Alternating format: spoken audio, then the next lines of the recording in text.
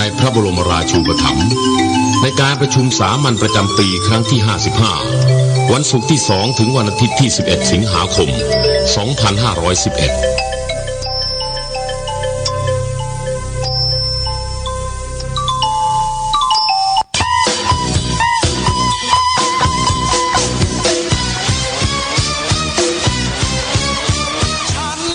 โปรโมชั่นดื่มเหล้าวันนี้ลดทันทีสติสัมปชัญญะแลกทันทีกับรายได้ที่หายไปแจกฟรีอุบัติเหตุและความรุนแรงแถมฟรีสารพัดโรคพิเศษสมัครด่วนวันนี้คอนเสิร์ตฟรีตลอดงาน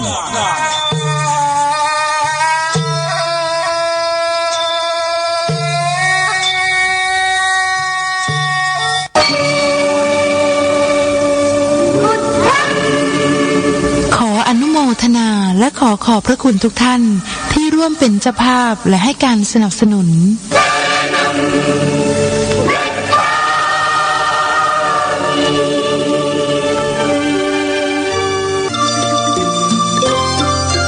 ฟังธรรมะกับสาระดีๆ FM 102.75 เมกะเฮิรตซ์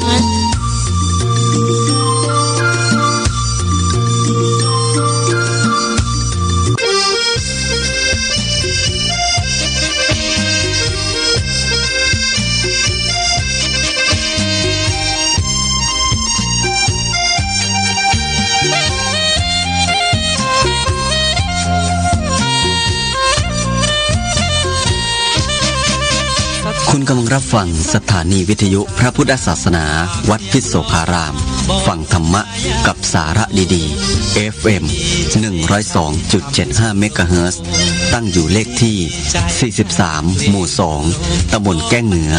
อำเภอเขมราช จังหวัดอุบลราชธานี รหัสไปรษณีย์ 34170 หมายเลขโทรศัพท์ 092-909-2554 ได้รับอนุญาตประกอบกิจการวิทยุกระจายเสียงสำหรับบริการสาธารณะเลขที่ BO-S10-04-0486-56 รายการต่อไปขอเชิญท่านผู้ฟังรับฟังรายการธรรมบรรยายบรรยายโดยพระอาจารย์สรายุทธสิริสาโรวัดท่าพญาจักรขอเชิญท่านผู้ฟังรับฟังได้แล้วครับ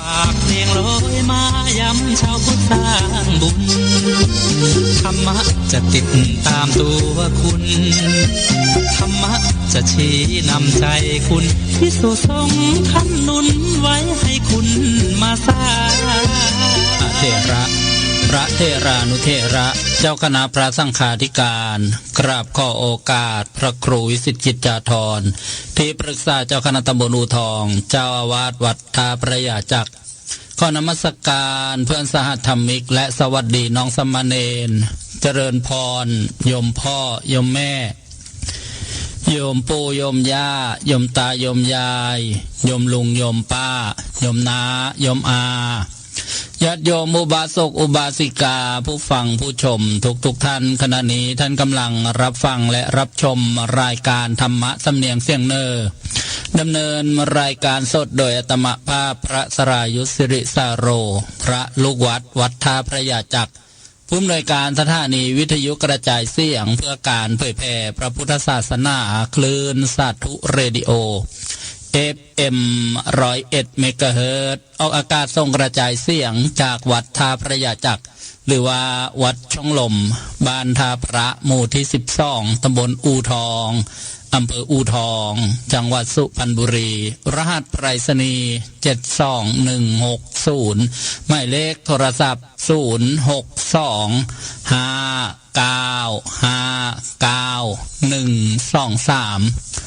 พร้อมกันนั้นยังได้เชื่อมโยงสัญญาณไปยังสถานีวิทยุกระจายเสียงพระพุทธศาสนาในกำกับของมหาเถระสมาคมสถานีวิทยุกระจายเสียงบริการธุรกิจและบริการชุมชนหลายคลื่นความถี่พร้อมกันต้องกราบขอบพระคุณครูบาอาจารย์ผู้อำนวยการผู้บริหารสถานีที่จังหวัดสุพรรณบุรีรับฟังพร้อมกันได้อีกหนึ่งคลื่นความถี่สถานีวิทยุพระพุทธศาสนาออกอากาศจากวัดสามชุกตำบลสามชุกอำเภอสามชุกจังหวัดสุพรรณบุรี FM 100.25 เมกะเฮิรตซ์ กราบขอบพระคุณหลวงพ่อพระครูสุวรรณวิจิตรแล้วก็พระอาจารย์วิศรุตผู้อำนวยการ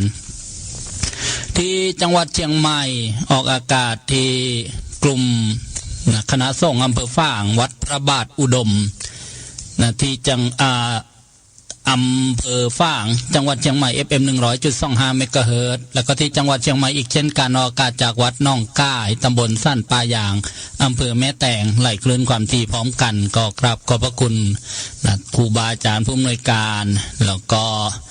อนุโมทนาเจ้าหน้าที่เทคนิคประจำสถานีที่จังหวัดเลยวิทยุพระพุทธศาสนาแห่งชาติ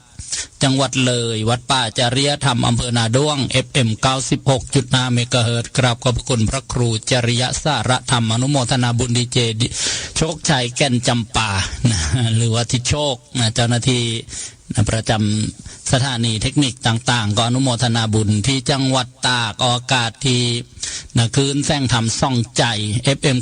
95.75 เมกะเฮิรตซ์วัดป่าสะพาน2ตำบลวังประจบอำเภอเมืองตากกราบขอบพระคุณหลวงพ่อบัวเรียนพุทธสโลที่จังหวัดอุทัยธานีออกอากาศพร้อมกัน3คลื่นความถี่พร้อมกันอนุโมทนาบุญดร.ชลิตวงศ์สกุลผู้อำนวยการผู้บริหารคลื่น PP Radio FM 96.5 เมกะเฮิรตซ์อำเภอบ้านไร่คลื่นไวฮาร์ทเรดิโอ FM 89 เมกะเฮิรตซ์อำเภอสว่างอารมณ์คลื่นเมจิกเวฟ FM 107.5 เมกะเฮิรตซ์อำเภอหนองฉางจังหวัดอุบลราชธานีวิทยุกระจายเสียงวัดพิษโสภาราม FM 102.75 เมกะเฮิรตซ์ตำบลแก้งเนื้ออำเภอเขมราชจังหวัดอุบลราชธานีกราบขอบพระคุณท่านพระอาจารย์เจ้าคุณพระภาวนาสุตตาภิรัตน์เจ้าอาวาสวัดพิษโสภารามกับขอบพระคุณพระครูเกษมพิษโสพลผู้อำนวยการอนุโมทนาบุญดีเจดีโดซ่อนเพชรดำบันพร้อมทั้งเจ้าหน้าที่เทคนิคประจำสถานีทิศหน่อยแล้วก็ทุกท่านแล้วก็ที่จังหวัดประจวบคีรีขันธ์ออกอากาศพร้อมกัน4คลื่นความถี่พร้อมกันที่วัดธรรมรังสี FM 97.5 เมกะเฮิรตซ์อำเภอ300 ยอดกราบขอบพระคุณหลวงพ่อพระครูโสพลธรรมพิทักษ์ที่วัดนาล้อม FM 90 เมกะเฮิรตซ์อำเภอทับสแก่กราบขอบพระคุณพระครูสังฆรักษ์สำราญอภิชาโตรองเจ้าคณะอำเภอทับสแก่ผู้อำนวยการสถานีที่วัดดงไม้งาม FM 91 เมกะเฮิรตซ์อำเภอบางสะพานกับขอบพระคุณพระครูโสพลวนารักษ์เจ้าวัดวัดดงไม้งามผู้อำนวยการแล้วก็ที่วัดทางสาย FM 99.75 เมกะเฮิรตซ์อำเภอบางสะพานกับกราบขอบพระคุณหลวงพ่อพระครูเมตตาปุญโญภาสเจ้าคณะอำเภอบางสะพานเจ้าวาดวัดทางสายขอบพระคุณพระปลัดนิชพลพระยาโนผู้อำนวยการสถานีที่ภาคใต้จังหวัดชุมพรออกอากาศที่วัดเขากล้วย FM 96 เมกะเฮิรตซ์อำเภอเมืองชุมพรกราบขอบพระคุณพระอาจารย์พระครูดร.พระครูบรรหารธรรมสิทธิ์เจ้าอาวาสผู้อำนวยการแล้วก็อีกหลายคลื่นความถี่อาจจะไม่ได้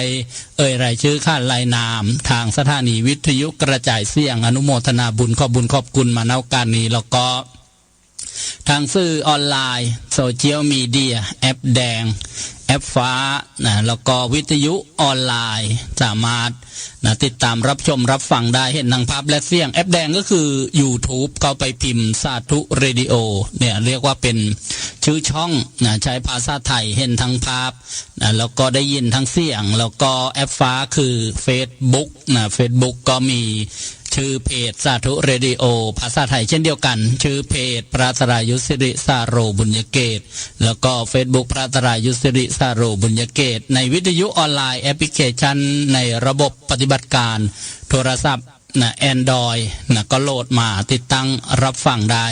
ชื่อแอปว่าวิทยุพระพุทธศาสนาทั่วไทย40 กว่าคลื่น40 กว่าสถานีด้วยกันเจริญพรทักทายพบกัน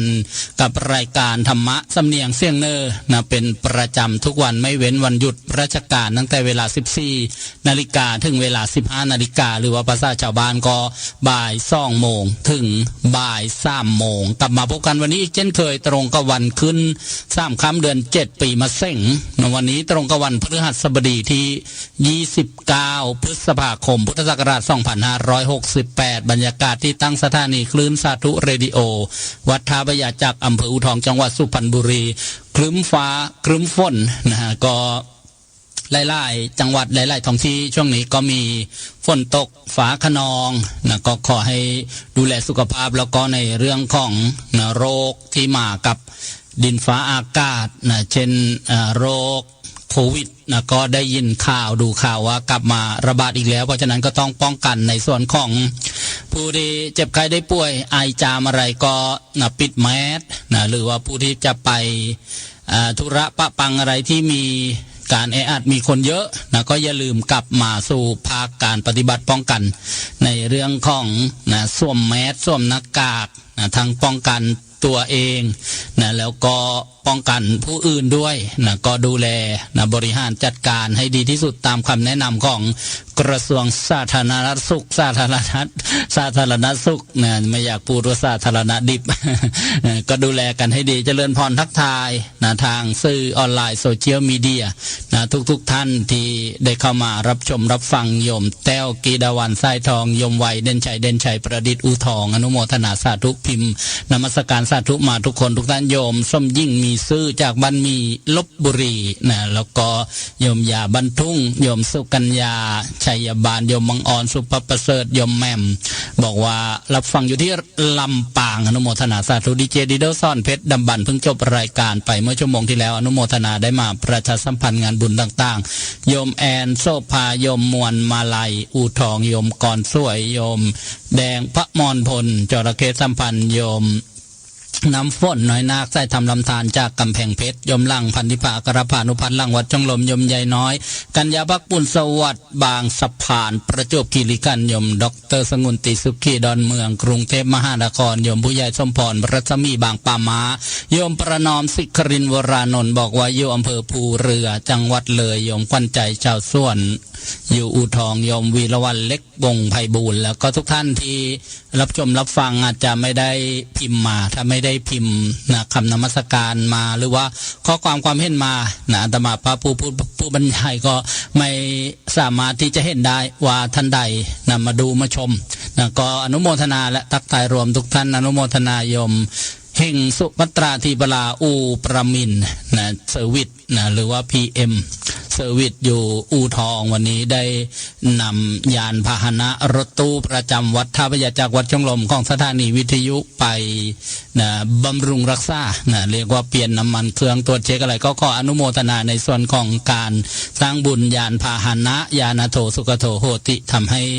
นะไปมาได้สะดวกนำมาซึ่งความสุขความเจริญอนุโมทนาบุญครอบครัวที่ปลาแล้วก็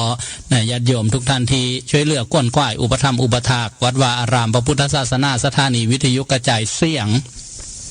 โยมจงรักโสพลทักทายทางสื่อออนไลน์โซเชียลมีเดียโยมธนพรอาจคงหารก็อนุโมทนาทุกท่านภาพประกอบวันนี้เป็นบรรยากาศงานปฏิบัติธรรมปริวัติกรรมบวชเนกขมนารีชีพามของวัดทางซ้ายอำเภอบางสะพานเมื่อวันที่9ถึงวันที่18พฤษภาคมที่ผ่านมาอาตมาภาพก็ได้รวมเขาปฏิบัติธรรมก็นำภาพบุญภาพกุศลการประพฤติปฏิบัติไตรสิกขาศีลสมาธิปัญญาทานศีลภาวนามาฝากเอามาให้ท่านผู้ชมท่านผู้ฟังได้ระลึกนึกถึงบางท่านก็ได้ทำบุญร่วมบุญอุปถัมภ์งานปฏิบัติธรรมนี้หลายท่านด้วยกันเรียกว่าเป็นสายบุญทางสถานีวิทยุกระจายเสียงไม่ว่าจะเป็นทางจังหวัดอำนาจเจริญอุบลราชธานีกาญจนบุรีสุพรรณบุรีสิงห์บุรีอ่างทองพระนครศรีอยุธยากรุงเทพมหานครเพชรบุรีราชบุรีประจวบคีรีขันธ์หลายมากนะหลายเจ้าภาพก็อนุโมทนาโดยภาพรวมสาระธรรมที่ได้น้อมนำมาบรรยายในรายการธรรมะสำเนียงเสียงเนอช่วงนี้อยู่ในหัวข้อของมรรคมีองค์8ประการก็คือทางดำเนินทางสายกลางเรียกว่ามัชฌิมาปฏิปทาซึ่งพระพุทธเจ้าทรงแสดงในธรรมจักรปวัตตนสูตรปฐมเทศนาแล้วก็เลยได้นำมาบรรยายแล้วก็วันสำคัญของพระพุทธศาสนาของเราที่จะเวียนมาบรรจบครบ รอบวาระอีก1 ปีก็คือวันอาสาฬหบูชาวันเพ็ญขึ้น15 ค่ำเดือน8นะวันเพ็ญขึ้น15 ค่ำเดือน8มีความสำคัญก็คือเป็นวันที่องค์สมเด็จพระสัมมาสัมพุทธเจ้านะทรงแสดงปฐมเทศนาธรรมจักรปวัตตนสูตรวันนั้นเมื่อพระพุทธเจ้าแสดงนะธรรมครั้งแรกจบนะก็มีนะผู้ฟังนักบวชปัญจวัคคีย์1 ใน 5ท่านนะก็คือท่านอัญญาโกณฑัญญะได้บรรลุธรรมดวงตาเห็นธรรมเป็นพระโสดาบันบุคคลแล้วก็ขอบวชเป็นพระภิกษุในพระพุทธศาสนาเป็นพระภิกษุองค์แรกนะของพระพุทธศาสนาแล้วก็เป็นพระสงฆ์รูปแรกของโลกทำให้เกิดมีครบพระรัตนตรัยคือมีพระพุทธรัตนะพระธรรมรัตนะพระสังฆรัตนะนะครบนะครั้งแรกนะมีพระพุทธเจ้าพระธรรมแล้วก็พระสงฆ์นะเรียกว่าเป็นความสำคัญในวันอาสาฬหบูชานะวันอาสาฬหบูชาซึ่งนะตามปฏิทินเนี่ยนะก็จะตรงกับนะวันก็ไปเดี๋ยวดูนะวันขึ้น15 ค่ำเดือน8นะหรือเรียกกันว่าวันอาสาฬหบูชาปีนี้จะตรงกับวันพฤหัสบดีนะที่10เดือนกรกฎาคมพุทธศักราช2568แล้วก็เป็นปกติหลังจากวันอาสาฬหบูชาก็จะเป็นวันอธิษฐานเขาอยู่จำพรรษานะของพระภิกษุในพระพุทธศาสนาหรือเรียกกันว่าวันเข้าพรรษานะโอกาสทำบุญนะในพุทธศาสนิกชนไม่ว่าจะเป็นบุญทานบุญศีล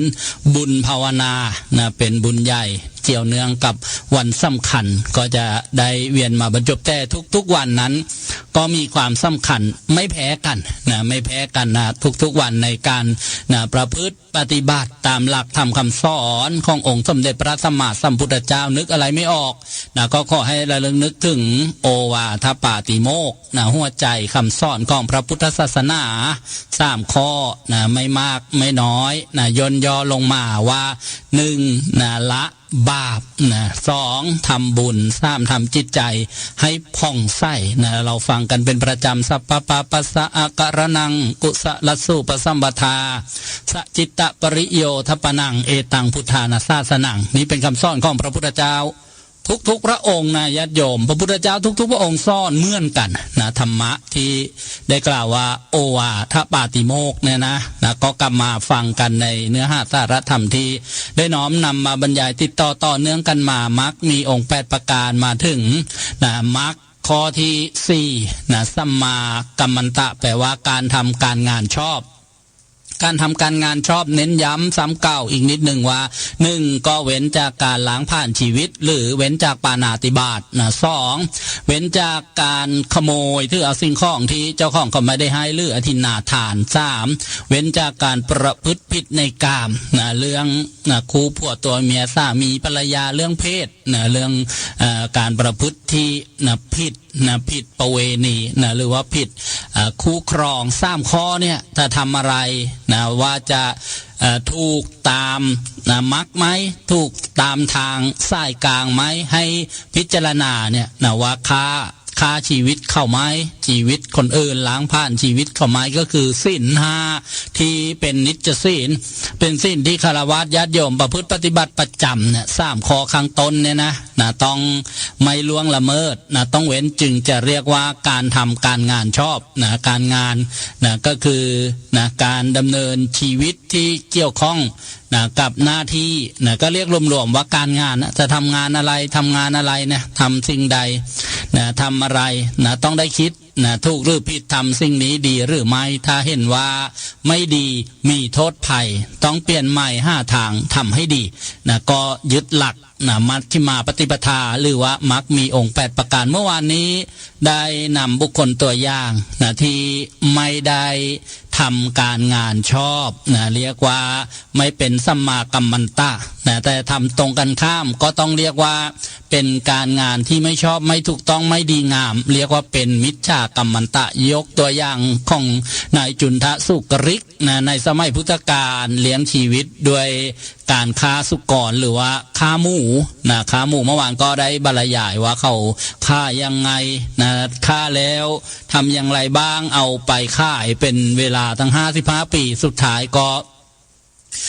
ความป่วยไข้มาเยือนแล้วก็ร้อนลุ่มกุ้มใจนะร้องนะเหมือนหมูอยู่เป็นเวลาตั้ง7 วันก่อนจะสิ้นใจตายไปก็ไปตกในอเวจีมหานรกนะภิกษุไปคุยกันที่วัดปเวรุวันนะต่อจากนั้นพระพุทธเจ้าจึงแสดงนะให้ภิกษุทั้งหลายฟังพร้อมด้วยบริษัทนี้ก็คือพุทธบริษัทนะซึ่งประกอบไปด้วยพระภิกษุพระภิกษุณีก็คือพระผู้หญิงในสมัยพุทธกาลเนี่ยนะพระภิกษุณีนี้มีต่อมาถึงประมาณพ.ศ. 500นะหลังจากนั้นก็ไม่ปรากฏว่ามีภิกษุณีในพระพุทธศาสนาฝ่ายเทรวาสนะแล้วก็อุบาสกก็คือผู้ชายผู้นั่งไกลพระรัตนตรัยนะเรียกว่าอุบาสกต่อมาก็อุบาสิกาผู้หญิงผู้นั่งไกลนะพระรัตนตรัยถึงพระรัตนตรัยมีพระพุทธพระธรรมพระสงฆ์เป็นสรณะที่พึ่งคุณศีลคุณทานคุณวัดนะเข้าวัดทำบุญอยู่เป็นประจำแล้วก็ได้มาฟัง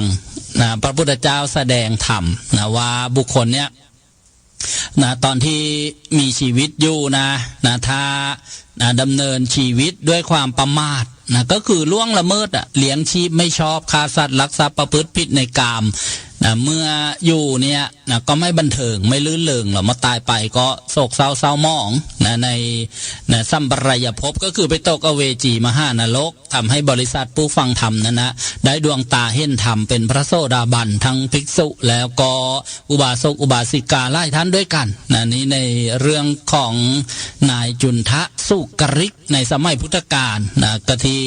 ทำอาชีพนะฆ่าหมูนะเลี้ยงหมูแล้วก็พอมันโตแล้วก็ฆ่านะโตแล้วก็ฆ่าทีนี้วันนี้ก็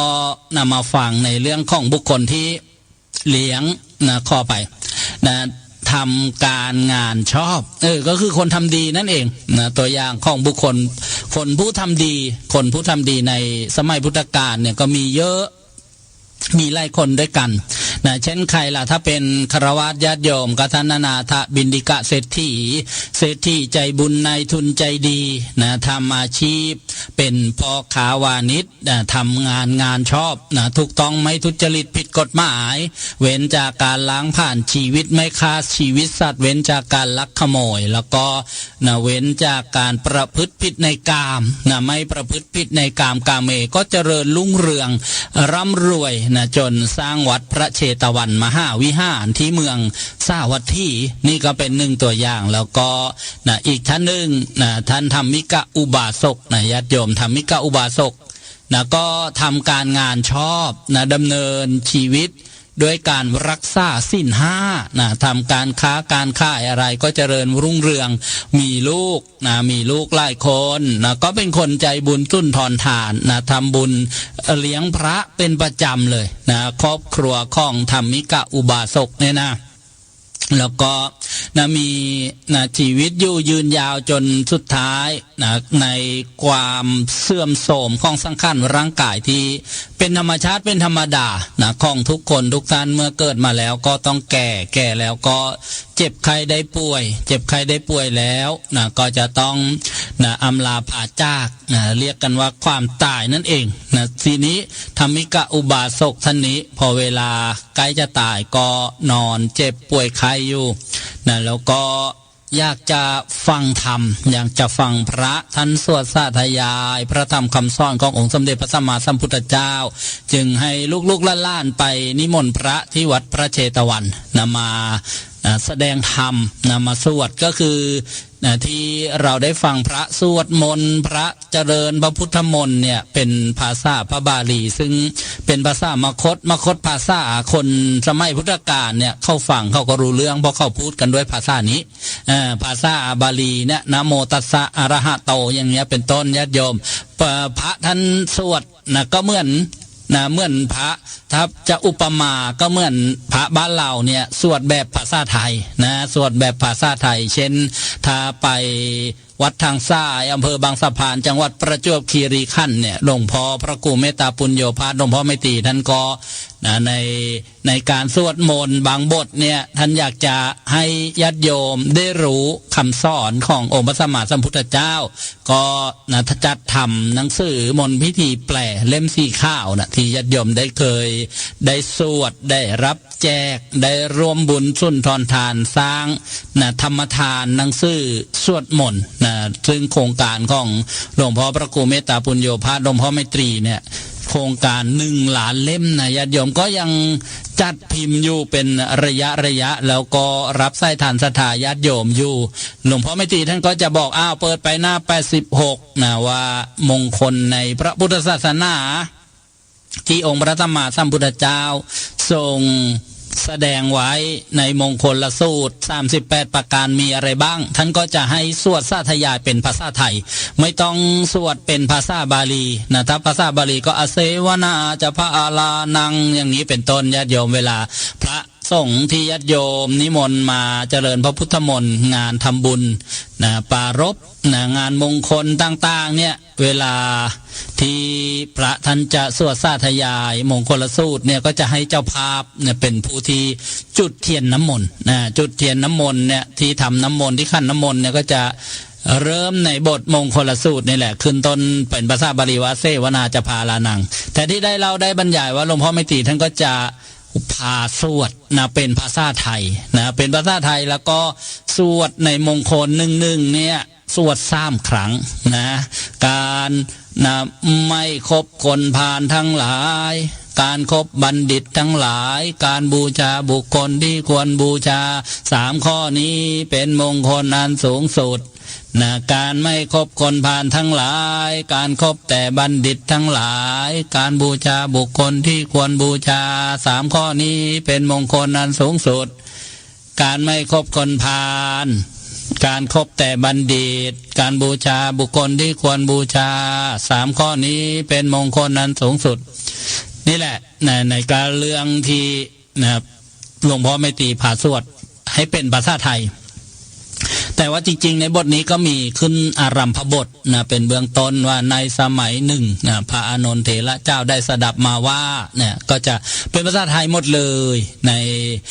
ภาษาที่ก่อให้เกิดความรู้ปัญญาเนี่ยก็เรียกว่ายกตัวอย่างในสมัยพุทธกาลที่พระท่านมาสวดสาธยายเป็นภาษามคธภาษาบาลีก็เหมือนอุปมาที่ได้กล่าวมาว่าเหมือนที่เราสวดกันเป็นภาษาไทยเนี่ยผู้ฟังก็รู้โดยที่บอกไม่ต้องไปศึกษาเล่าเรียนเกี่ยวกับภาษาคำแปลอะไรเพิ่มนี่ยกตัวอย่างอุปมาเปรียบเทียบภาษามคธภาษาบาลีที่ชมพูทวีปหรือปัจจุบันก็คือประเทศอินเดียแล้วก็ภาษาไทยประเทศไทยของเราบ้านพุทธเมืองไทยของเราเนี่ยมีประมาณอย่างใดที่ได้ยกตัวอย่างมาที่ยกตัวอย่างมาแล้วก็ธรรมิกะอุบาสกที่ท่านนอนป่วยไข้อยู่อยากจะฟังทำคำสอนเข้าไปนิมนต์พระมาพอพระมาถึงเนี่ยพระท่านก็สวดบทที่ธรรมิกะอุบาสกอยากจะฟังสวดไปในระหว่างนั้นเนี่ยญาติโยมผู้มีบุญเนี่ยผู้มีบุญทำการงานชอบจิตใจดีทำบุญสุนทรทานเลี้ยงพระเลี้ยงเนรอยู่เป็นประจำเนี่ยเวลาใกล้จะตายเนี่ยบุญเนี่ยก็จะมาในรูปไหนล่ะโอ้โหโยมเราเทพเทวดามาจากสวรรค์ทั้ง6 ชั้นสวรรค์มี6 ชั้นญาติโยมจะตุมอย่ามาแล้วก็ดุสิตอย่างเงี้ยเป็นต้นมี6 ชั้นทั้งหมดแล้วก็มาเทวดามาพร้อมด้วยราชรถมีราชรถด้วยตกแต่งประดับสวยงามมาแล้วก็มาเชิญชวนธรรมิกะอุบาสกไปอยู่กับพวกเราเถิดเรามาจากสวรรค์ชั้นจาตุมเรามาจากสวรรค์ชั้นยามาเรามาจากสวรรค์ชั้นดุสิตเรามาจากสวรรค์ชั้นนิมมานรดีมาจากสวรรค์ปรนิมมิตวัตตีเรียกว่า ชวนว่าไปต่างฉันก็บอกไปอยู่กับพวกเราเฮ้อพวกเรารอท่านมาเป็นสหายของเทวดานะเสียงระเบงเซ็งแซ่ของเทวดาเลยนะธรรมิกาอุบาสกก็เลยพูดออกมาว่าหยุดก่อนเดี๋ยวก่อนหยุดก่อนพระที่ท่านกำลังสวดสาธยายอยู่นะก็นึกว่าธรรมิกาอุบาสกบอกให้พระหยุดนะก็คิดว่าคงจะพอแล้วมั้งพระก็เลยกลับวัดนะพระก็เลยกลับวัดทีนี้ลูกๆก็เสียใจว่าพอเนี่ยคงจะเผลอไปละนะด้วยทุกขเวทนากระสับกระส่ายนะทีแรกก็อยากจะฟังธรรมจากพระพอพระมาก็บอกให้พระหยุดแล้วก็ให้พระท่านก็เลยกลับไปแต่ทีนี้จริงๆญาติโยมไม่มีใครเห็นนอกจากธรรมิกาอุบาสกไม่มีใครเห็นเทวดาไม่มีใครเห็นรัชรสเลยนะพอ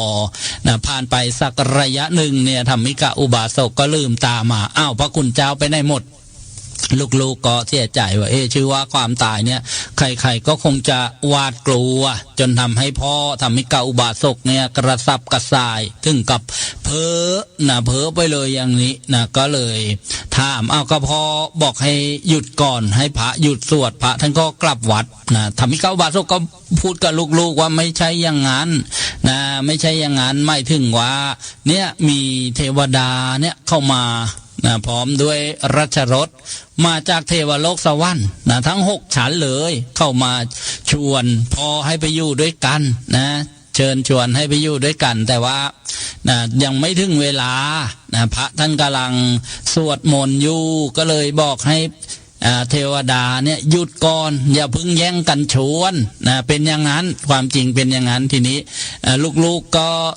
คงจะสังงนส้นเทนะนะเป็นจริงอย่างไรหรือไม่จริงอย่างไรเอาละทีนี้ธรรมิกาอุบาสกก็บอกลูกๆว่าลูกมีพวงมาลัยบ้างไหมเล่านะสำหรับพ่อเนี่ยนะมีนะเหมือนคนสมัยปัจจุบันหรือเปล่าญาติโยมเวลานะเจ็บนะล้มม่อนนอนเสื่อนะใกล้จะจากไปแล้วนะญาติก็จะต้องเตรียมดอกไม้ทุบเทียนและนะจะเอาใส่มือและนะจะให้คนที่ป่วยหนักใกล้ตายเนี่ยนะได้ไหว้พระเอาไปไหว้พระนะเรียกว่าทำให้จิตใจเนี่ยได้เกิดเป็นกุศลจิตเกิดขึ้นบอกว่านี่นะดอกไม้ทุบเทียนนะเอาไว้พระไปไว้พระจุฬามณีนะบนเทวโลกสวรรค์นะเพื่อให้จิตใจนะของคนที่ใกล้จะตายเนี่ยระลึกนึกถึงบุญนะจิตจะได้เป็นกุศลนะจิตจะได้ไม่เศร้าหมองนะเพราะว่าบางคนเนี่ยมาวัดบ่อยนะถือดอกไม้ทุบเทียนมาไหว้พระเป็นประจำพอมาเห็นตอนจวนเจียนใกล้จะตายก็นึกถึงนะระลึกได้นะถึงบุญจิตก็นะผ่องใสนะเรียกว่าไม่เศร้าหมองเมื่อนึกถึงบุญแล้วเนี่ยดับไปนะหรือว่าตายจากไปกับการระลึกนึกถึงบุญนะสุคติเนี่ยก็เป็นที่ว่างคือไปเกิดในภพภูมิที่ดีๆมีมนุษย์แล้วก็เทวโลกสวรรค์นะหรือว่าบางคนบางท่านนี่อาจจะนะสำเร็จฌานไม่เสื่อมหรือว่าเป็นพระอนาคามีบุคคลเป็นพระอริยบุคคลก็ไปเกิดนู้นเลยนะพรหมโลกมีความสุขมีอายุยืนยาวนานต่อไปนะต่อจากนั้นลูกๆก็บอกว่ามีพ่อพวงมาลัยนะพอเอางั้นเอาพวงมาลัยมาถามลูกๆนะลูกๆของธรรมิกาอุบาสกนี้ก็เรียกว่าเข้าวัดทำบุญสุนทรทานเลี้ยงพระนะได้ฟังพระฟังเทศนาจากพระพุทธเจ้าพระอัครสาวกพระอรหันต์อยู่เป็นประจำเรียกว่ามีภูมิรู้มีภูมิธรรมธรรมิกาอุบาสกก็ถามลูกๆว่าลูกๆสวรรค์ชั้นไหนนาทีจะไปเกิดนาทีจะได้ไปอยู่จริงๆสวรรค์ก็ดีทุกชั้นและญาติโยมนะมีความสุขก็เรียกว่าเป็นสุคติภพสุคติภูมิแต่นะชั้นดุสิตเนี่ยสวรรค์ชั้นที่4เนี่ยนะเป็นที่อยู่นะของนะพระโพธิสัตว์นะพระโพธิสัตว์ก็คือผู้ที่บำเพ็ญบารมีเพื่อจะลงมาอุบัติตรัสรู้เป็นพระสัมมาสัมพุทธเจ้านะเรียกว่าเป็นบัณฑิตเป็นพระโพธิสัตว์ส่วนมากจะไปเกิดในสวรรค์ชั้นดุสิตนี้นะธรรมิกาอุบาสกก็เลยบอกงั้นเอาพวงมาลัยมานะแล้วก็โยนพวงมาลัยให้ไปคล้องในงอนราชรถนะงอนรถของเหล่าเทพเทวดาของที่มาจากสวรรค์ชั้นดุสิตพอพวงมาลัยไปคล้องอยู่ที่งอนรถนะราชรถสวรรค์ชั้นดุสิตเนี่ยนะพวงมาลัย สำหรับคนอื่นๆเนี่ยก็เห็นว่าพวงมาลัยลอยอยู่บนอากาศนะลอยอยู่บนอากาศแต่ธรรมิกาอุบาสกเนี่ยเห็นเทวดาเห็นราชรถก็เลยให้โอวาทลูกๆหลานๆบอกไม่ต้องเป็นห่วงพ่อนะพ่อเนี่ยไปดีแล้วนะก็บอกลูกบอกหลานทำบุญทุนทอนทานกันไปแล้วก็ตั้งจิตตั้งใจจะไปพบกันก็นู่นเลยนะสวรรค์ชั้นดุสิตสวรรค์ชั้นดุสิตก็จะได้ไปพบกันอีกนี่ก็เรียกว่าเป็นตัวอย่างของธรรมิกาอุบาสกและธรรมิกาอุบาสกก็ดับจิตจากโลกมนุษย์ไปอุบัติบังเกิดเป็นเทวดาบนเทวโลกสวรรค์นี้เรียกว่าเป็นตัวอย่างของบุคคลที่ทำการงานชอบเรียกว่ารักษาศีลห้าในการทำงานต่างๆห้าอยู่ห้ากินหรือว่าดำเนินชีวิตศีลห้านี่แหละสำคัญญาติโยมคนเราดูในสังคมใกล้ๆเราก็คือบ้านเรานั่นแหละครอบครัวของเรานี่แหละไม่ประพฤติในศีลห้าเนี่ยก็จึงมีความทุกข์ซึ่งความทุกข์เนี่ยถ้านึกถึงเวลาพระท่านสรุปอานิสงส์ของศีลสีเลนะสุขติงยันติสีเลนะโภคสัมปทาสีเลนะนิพุติงยันติตัสมาสีลังวิโสทะเยตอกย้ำซ้ำเก่าอีกเช่นเคยบางคนบางท่านอาจจะไม่เคยได้ยินได้ฟังในคำแปลว่าศีลทำให้เรามีความสุขที่พระท่านกล่าวสีเลนะสุขติงยันติศีลเนี่ยทำให้ไปแล้วไปดีสุขติสุขติงสุขโตไปไหนก็ไปดีเพราะมีศีลมีธรรมคนที่ไปไม่ดีมันเป็นยังไงล่ะเอาคนไปฆ่าเข้าลักขโมยเข้าผิดลูกผิดเมียเข้าหรือว่าโกหกหรือดื่มสุราเครื่องมึนเมามันจะไปดีไหมญาติโยมไปไม่ดีหรอกมันไปไม่ดีหรอกไปไหนมันก็ไปไม่ดีเรียกว่ามีศัตรูคู่อาฆาตฆ่าเข้าเห็นไหมก็ก่อให้เกิดการสร้างกรรมทำเวรไปฆ่าลูกฆ่าพ่อฆ่าแม่เขาไปทางไหนเขาก็จ้องล้างแขนจ้องล้างแขนใช่ไหมถ้าใครได้ดูนั่งจีนเขาก็บอกว่า10 ปีล้างแขนนี่ไม่ใช่บางคนฆ่าเข้าไป10 ปีแล้วเจ้าตัวคนฆ่านี่ลืมไปแล้วแต่คนที่สูญเสียนั้นบอก10 ปีไม่ใช่ก็แสดงว่ามันยังจำอยู่ใช่ไหมนี่เรียกว่าถ้าไม่มีศีลมันก็ไปไม่ดีตรงกันข้ามกับสุขติงยันติญาติโยมในการดำเนินชีวิตของคนเราเนี่ยถ้าไม่มีศีลแล้วทรัพย์ต่างๆมันก็จะล่อยล่อไปศีเลนะโภคสัมปทาพระท่านบอกว่าถ้ามีศีลแล้วโภคทรัพย์เนี่ยก็จะสมบูรณ์บริบูรณ์ที่มีอยู่ก็ไม่เสื่อมเสียหายที่ยังไม่มีก็ห้ามาได้ด้วยการประกอบการทำการงานชอบเห็นไหมทรัพย์สินต่างๆมันก็เพิ่มพูนขึ้นมาสะสมขึ้นมาถ้าไม่มีสินไปค้าเข้าก็ต้องไปเสียค่าสินใหม่ไปประกันตัวถ้าไปทำผิดสินต่างๆหมดไปกับค่าจ้างค่าทนายการวิ่งขึ้นโรงขึ้นศาลต่างๆเห็นไหมญาติโยมศีเลนะโภคสัมปทาไม่มีศีลแล้วเนี่ยไปไหนก็ไม่มีความสุขพอไปไหนไม่ได้เนี่ยไอ้เจ้าเงินทองสิ่งของที่เราจะต้องกินต้องใช้เนี่ยของเก่าที่มีที่เก็บอยู่ก็ต้องเอาออกมากินเอาออกมาใช้แล้วมันก็ไม่เพิ่มด้วยเพราะว่าจะไปทำการทำงานไปค้าขายไปในสัมมากัมมันตะสัมมาอาชีวะสัมมาชีพทำไม่ได้แล้วเพราะว่าเป็นคนก่อกรรมทำชั่วผิดกฎหมายบ้านเมือง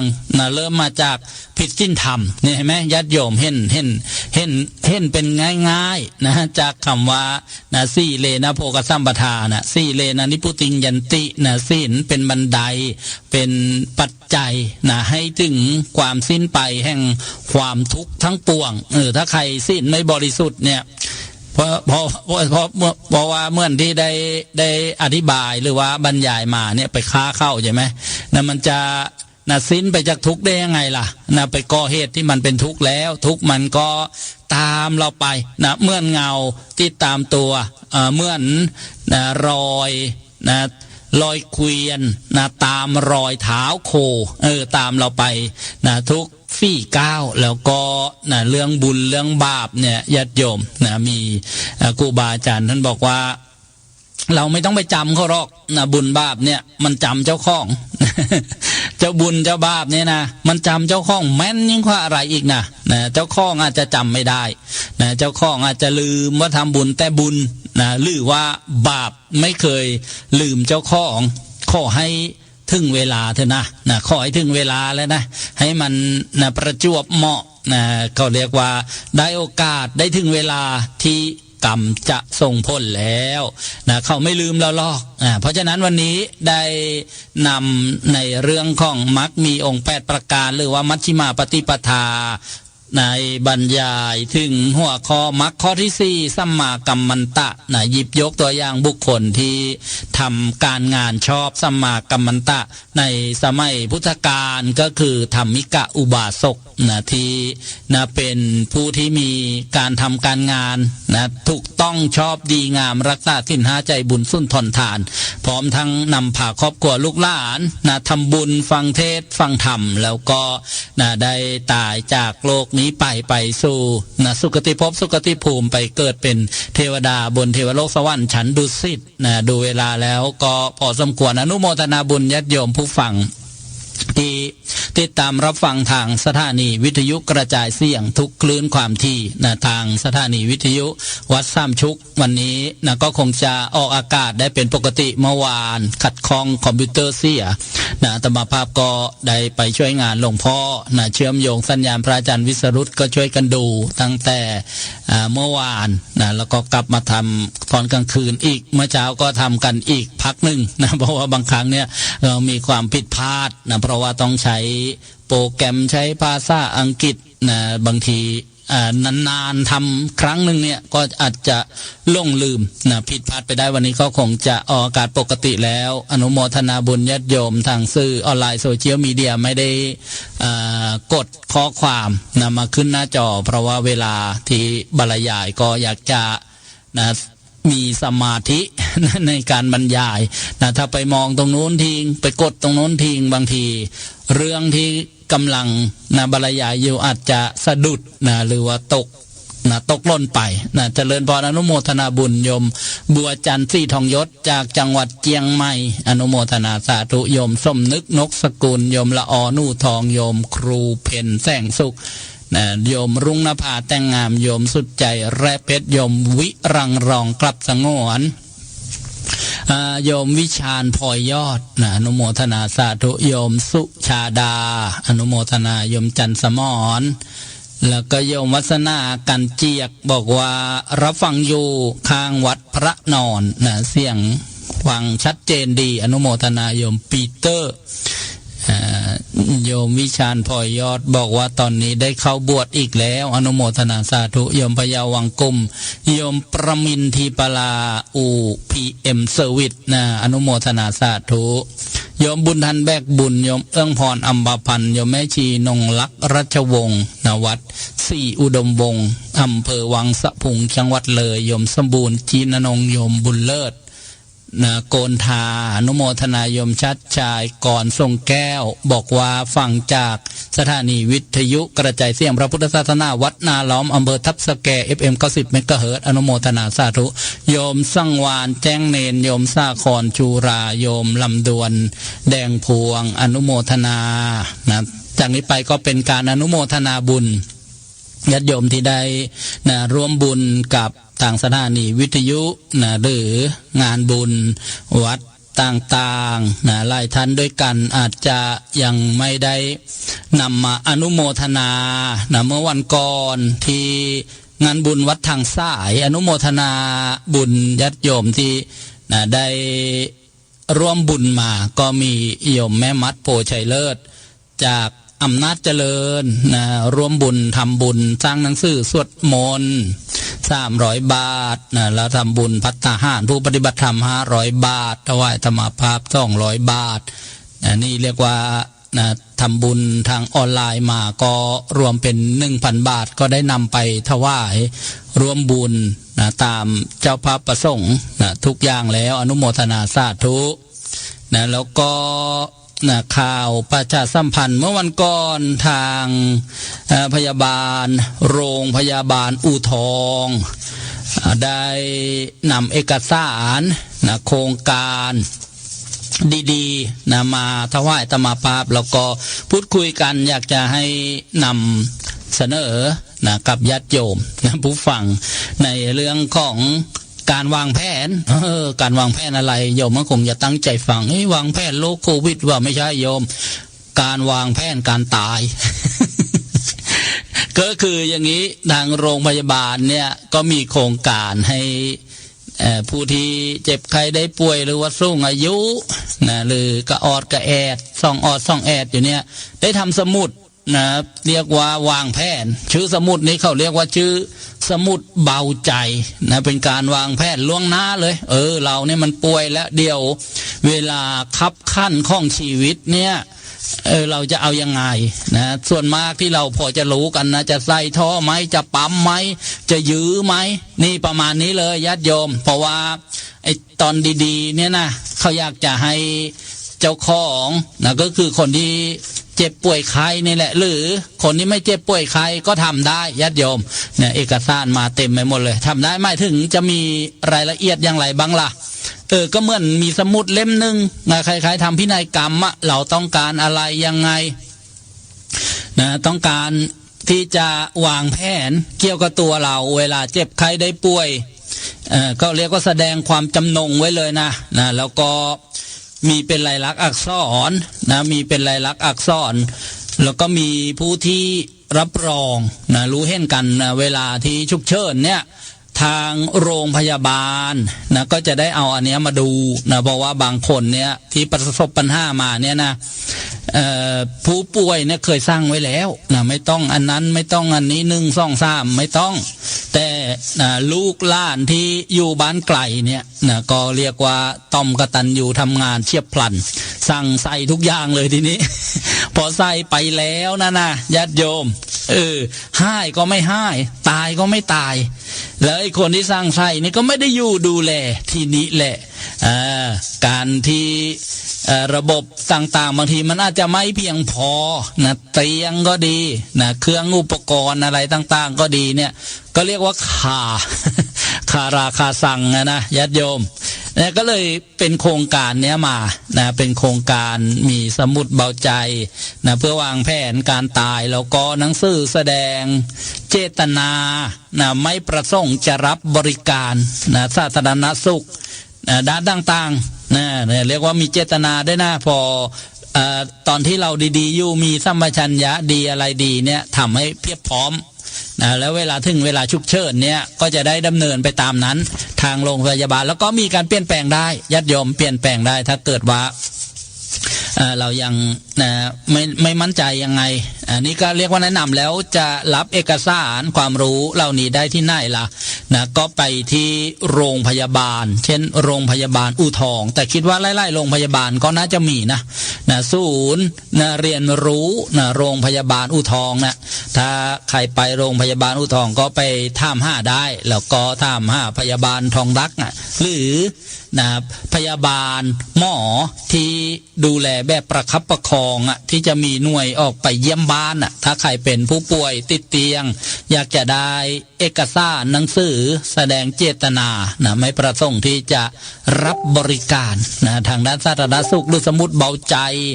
สมุดเบาใจก็จะมีหัวข้อต่างๆให้ติ๊กให้ติ๊กให้ขีดให้กาให้เขียนถ้าใครอ่านไม่ออกก็อาจจะให้ลูกๆหลานๆได้ช่วยอ่านช่วยตัดสินใจอันนี้ก็เรียกว่าเป็นโครงการของโรงพยาบาลอู่ทองอำเภออู่ทองจังหวัดสุพรรณบุรีท่านใดสนใจก็ไปขอรับเอกสารได้ญาติโยมอนุโมทนาสาธุก็เป็นอีกโครงการหนึ่งที่เกี่ยวข้องกับความเป็นความตายเกี่ยวกับความเป็นความตายตอนนี้ท่านใดจะโทรศัพท์เข้าร่วมรายการสามารถโทรมาได้ที่หมายเลขโทรศัพท์062-5959123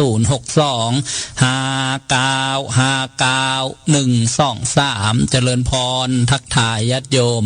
โยมสาครชูราโยมสังวานแจ้งเนนถ้าบางท่านซ้ำก็ไม่เป็นไรโยมนฤมลอาเบะจากประเทศญี่ปุ่นที่ญี่ปุ่นก็บายๆญี่ปุ่นไม่ทราบว่ากี่โมงโยมจินดา แก้วบัวดีนะอนุโมทนาสาธุข่าวนะสารประชาสัมพันธ์เดี๋ยวอาตมาดูสติกเกอร์นะหรือว่าป้ายบอกงานต่างๆนะที่นะได้รับมาจากวัดต่างๆแล้วก็ยังมีนะมาใหม่ๆนะก็มีนะมาใหม่ๆก็มีเช่นของวัดดอนคานะอำเภออู่ทองจังหวัดสุพรรณบุรีประชาสัมพันธ์งานบุญของวัดบ้านดงน้อยนะอยู่ตำบลบ้านโค้งอำเภออู่ทองจังหวัดสุพรรณบุรีจะมีงานล่อ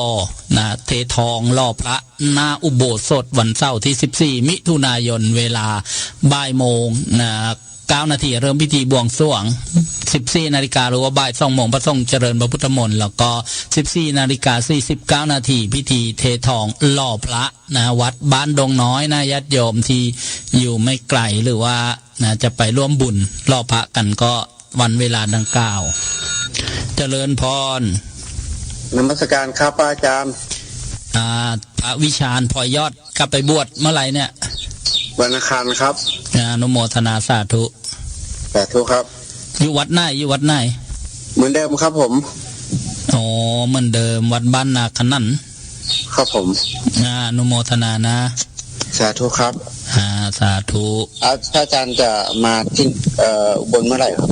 ยังไม่มีกำหนดแน่นอนนะแล้วเราสุขภาพแข็งแรงเนาะโอ้แข็งแรงเตะปี๊บดังปังเลยนะสะดุดปี๊บไงเตะปี๊บเลยจะเตะเลยเดี๋ยวเท้าทุบบาดเจ็บอนุโมทนาสาธุครับนี่ก็เป็นผู้ฟังอยู่เป็นประจำนะจากโยมก็ไปเป็นพระเนี่ยผู้บวชไปบางทีก็จากพระก็ไปเป็นโยมข่าวประชาสัมพันธ์ของวัดเทพคีรีวงศารามวัดเทพคีรีวงศารามหรือเรียกกันสั้นๆว่าวัดเข้าชันมากตำบลจระเข้สัมพันธ์อำเภออู่ทองจังหวัดสุพรรณบุรีจัดให้มีงานอุปสมบทนาคหมู่นะหรือว่าบวชนาคหมู่นะหรือว่าบวชนาคหมู่รับสายญาติโยมมาไล่ช่องทางเลยเจริญพรโยมบุญเรือนแต่มาตรการใช่ไหมโยมก็อนุโมทนาขนมพี่วิจารณ์ด้วยเจ้าค่ะอนุโมทนาสาธุนั่นกลับไปบวชแล้วบวชนานะเจ้าค่ะหลวงพี่บวชให้เป็นหลวงพ่อเลยเดือดหลวงพ่อท่านเดือดร้อนอีกเจริญพรโยมบุญเรือนจากบางสะพานฝนตกหรือเปล่าโยมวันนี้มาตรการฝนตกค่ะฝนตกดีมะพร้าวจะได้ลูกใหญ่นะวางไปแล้วโทรมาใหม่นะโยมที่สายใหญ่โสมซอยเช้งเนี่ยถ้าจำไม่ผิดนะโทรมาเมื่อสักครู่งานบวชนาคหมู่เดี๋ยวค่อยมาต่อกันเจริญพรก็ขี้กดผิดนะคะกดถูกแล้วแหละโยมรับไม่ทันไปรับสายที่ประจวบก่อนค่ะคือว่าตอนนี้ทางวัดจะไปไหว้ที่ไหนอะไรยังคะมีงานที่จะไปไหว้ที่ไหนหรอคะยังไม่มีจะโยมค่ะตอนนี้หน้าฝนแล้วก็เตรียมที่จะเข้าพรรษาแล้วประมาณนี้ค่ะจะบอกว่าศาสตร์แห่งตัวเลขมีจริงไหมคะอะไรนะศาสตร์แห่งตัวเลขก็คณิตศาสตร์ไง1+1ได้2มันก็มีจริงไปโยมศาสตร์แห่งตัวเลขก็คณิตศาสตร์ไง2 คูณ 2ได้4อย่างเงี้ยแล้วคนเราอยากจะรู้ไปทำไมอยากจะรู้ฉันจะรวยไหมฉันไปทำอะไรมาฉันจะตายเมื่อไรบางทีก็มารู้ธรรมะเนี่ยดีกว่าโยมรู้ความจริงแบบเนี้ยถ้าทำอย่างเงี้ยมันเป็นบาปไม่ดีนะทำอย่างเงี้ยเป็นบุญถูกต้องนะมันดีนะมาศึกษาพุทธศาสตร์ดีกว่าโยมนะแล้วเราจะไม่ไปสงสัยในศาสตร์ของอื่นๆนะถ้าเข้าใจธรรมะมันก็เข้าใจทั้งหมดอ่ะนะทุกวันนี้ก็ใช้ธรรมะปฏิบัติอยู่ก็ดีแล้วโยมก็ฟังที่อาจารย์เนี่ยดีแล้ว ก็อนุโมทนาสาธุฟังแล้วได้ประโยชน์จะติดตามอยู่เรื่อยๆไปตลอดเลยค่ะอนุโมทนานะสาธุถ้ายังไงก็จะไปทำบุญด้วยอะค่ะดีเลยสาธุอนุโมทนานะขอบคุณค่ะเจริญพรอันนี้ก็เป็นผู้ฟังจากตำบลสะยายโสมเมื่อสักครู่ประชาสัมพันธ์งานบุญของวัดเข้าชั้นมากขอบวชนาคหมู่ในช่วงระหว่างวันที่21ถึง22มิถุนายนนะกำหนดงานวันเสาร์ที่21มิถุนายนเวลาบ่าย2 โมงนะเทศสอนนาคโดยพระใบดิกาปิยวงศ์ปิยวังโสมาจากวัดวิหารทองอำเภอสันบุรีจังหวัดชัยนาทวันอาทิตย์ที่22มิถุนายนก็ในวันบวชนะไปบวชนาคร่วมกันนาคหมู่ท่านใดสนใจนะสมัครบวชได้ที่วัดเทพคีรีวงศ์สารามหรือว่าวัดเข้าชั้นมากหรือโทรศัพท์ไปสอบถามได้ที่เบอร์โทรท่านเจ้าอาวาสพระมหารุ่งอโนไทยโทร0911469669หรือท่านที่ประสงค์จะเป็นเจ้าภาพบวชนาคบวชพระนะก็องค์ละรูปละ 3,000 บาทนะรับพระไตรแล้วก็ 5,000 บาทขอไปหรือถ้าจะเป็นเจ้าพระพระไตรอย่างเดียวไตรอาศัยอะไรเนี่ยก็ชุดละ500 บาทหรือทำบุญตามกำลังศรัทธานะไปไม่สะดวกนะออนไลน์นะมากบ้างน้อยบ้างก็เรียกว่าตามกำลังศรัทธาก็ได้ธนาคารกรุงไทยนะหมายเลขบัญชี725-046-0935ชื่อบัญชีวัดเทพคีรีวงศ์สารามนะญาติโยมนี่ก็เป็นข่าวประชาสัมพันธ์งานบุญเจริญพรนมัสการเจ้าค่ะเจริญพรจ้าโยมว่าดีแล้วแหละที่ท่านรู้เรื่องโรงพยาบาลน่ะเป็นข่าวสารของทางโรงพยาบาลได้เลยพ่อโยมยังจ้างเขาเลยบอกจะใครใส่บ้านไม่ต้องเอากลับเลยอันนี้เขาให้มีหนังสือเป็นลายลักษณ์อักษรแล้วก็ลงชื่อไว้ด้วยเพราะว่าเดี๋ยวพอถึงเวลานะลูกคนนั้นก็จะเอาอย่างนั้นลูกคนนี้ก็จะเอาอย่างนี้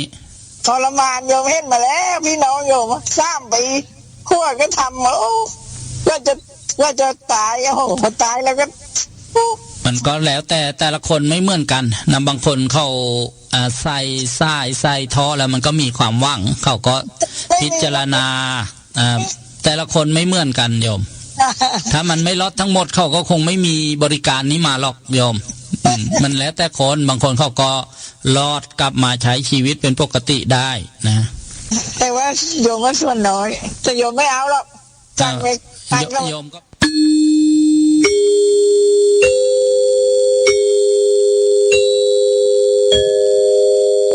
เวลา 14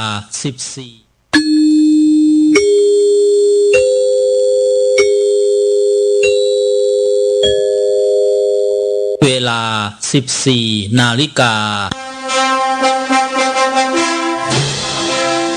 สถานีวิทยุกระจายเสียงเพื่อการเผยแผ่พระพุทธศาสนากระจายเสียงในระบบ FM ความถี่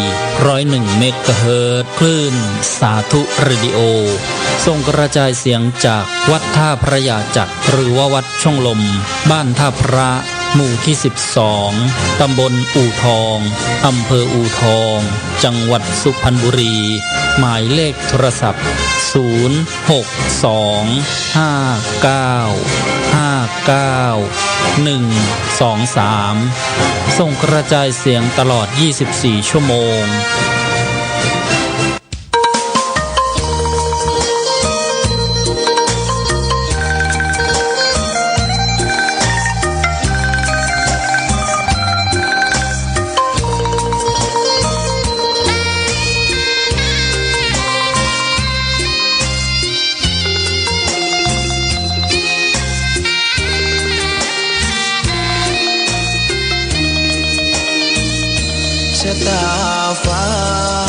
หรือบารมีชักนำถึงอยู่แสนไกลล้ำพระธรรมไม่มีมองไม่ฟ้าเพียงดินยังทวินฝันไฟเข้าดงขมิ้นเมื่อใด อิ่มอกอิ่มใจเสมอสายทางคนดีใจน้อมอธิษฐานบารมีสิ่งดีที่ได้พบเจอเห็นชายผ้าเหลืองทุกวันฝันเพ้ออยากบวชจริงละเมอเข้าวัดบ้านคงเป็นบุญที่เคยเป็นทุนสร้างมารักผ้าเหลืองดังว่าปรารถนายึดมั่นอยากบวชทุกทีผ้าเหลืองผืนนี้ผูกพันอยู่ในใจทุกวันใฝ่ฝันถึงผ้าเหลืองกายวาจาใจสัญญาว่าไม่เสื่อมคลายหัวใจมุ่งหมายเนืองไม่มีอะไรมากันให้คุณคืนศรัทธาผ้าเหลืองบวชเป็นเรื่องใหญ่เราวันรอคอยเข้าโบสถ์ได้บวชเสียทีเป็นคนสุขเต็มที่ตามรอยความดีพระพุทธเจ้าไม่ลืมบุญคุณพ่อแม่การุณเลี้ยงเราผ้าเหลืองห่มกายกายเศร้าพ่อเราแม่เราศรัทธาสุขใจจริงๆเป็นชายแต่หัวใจสิงพูดจริงทำจริงทุกคราทุกคืนทุกวันผ้าเหลืองพันผูกกายาโอ้น้อวาสนาพระธรรมนำพาชีวิต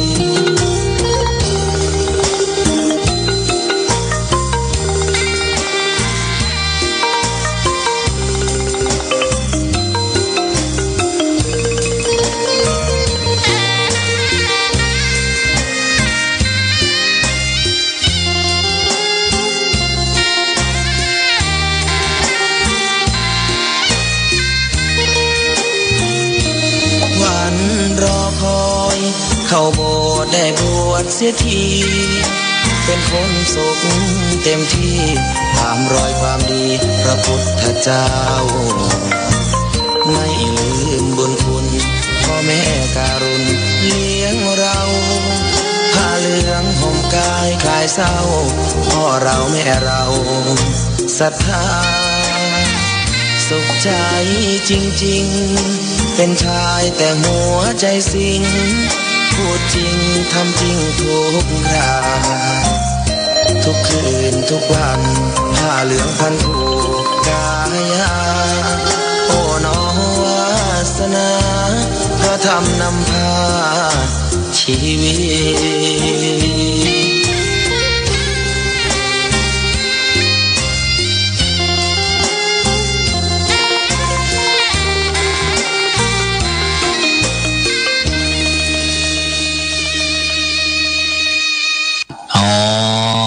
มีใจก็เอาใจคิดตามคำสอนของพระเจ้านี่ดีเลิศประเสริฐนั่นนะครับดีเร็วครับก็มีตาเราอ่านหนังสือธรรมะมีใจก็เอาไว้ไว้คิดตามคำสอนของพระเจ้าไม่ตกต่ำอ๋อหลวงพ่อมีอยู่ปริศนาว่าบ้านไก่ทาไม่มีน้ำกินบ้านไก่ท่าไม่มีน้ำกินท่าน้ำมันนะครับหรือท่าอื่นบางใจท่าแต่ยังมีอีกนะช่างปั้นหม้อดินไม่มีหม้อใช้เลี้ยงไก่ไม่มีไก่ขั้นเลี้ยงไก่ก็ไม่ขั้นครับอยากขึ้นสวรรค์ให้ไปแก้ผ้าสิ้นในวัดลองเฉลยมาทีครับบ้านไก่ท่าไม่มีน้ำกินเป็นยังไงล่ะครับบ้านไก่ท่าไม่มีน้ำกินผมนึกไม่ออกท่านลองเฉลยดิบ้านไก่ท่านี้เท่าที่ทราบท่านบอกว่าไม่ใช่ท่าน้ำนะครับไม่มีน้ำกินเนี่ยไม่ถึงบ้านใกล้วัดครับบ้านใกล้วัดไม่ทำบุญใส่บาตรแต่ไม่มีนะทำบุญใส่บาตรไม่เข้าวัดฟังธรรมอย่างเงี้ยแล้วก็เลยไม่ได้รับประโยชน์ ก็ไป ไม่มีน้ำกินเนี่ยที่เขาไปอยู่ใกล้วัดเขาไม่อยากใส่บาตรเขาไปเห็นดูที่พระไม่ทำอะไรเลยฉันแล้วก็นอน ดูดิดูเนี่ยน้อยแตกกันอีกแล้ว โอ้ยก็ไม่มีศรัทธาอ๋อไม่มีศรัทธานั่นเองครับเหมือนบ้านอยู่ใกล้ท่าน้ำไอ้น้องตีลงจุ่มอันนี้เหมือนล้างโอ้ยกูไม่กล้ากินหรอกแต่ให้คนอื่นกินอ๋อก็เลยไม่กินไม่กินอ๋อแต่คนไกลกินนะแต่คนไกลกินเพราะเขาไม่เห็นตอนเอาตีนจุ่ม ไปเอามาจากไหนเนี่ยรู้ป่ะบางทีเฮ้ย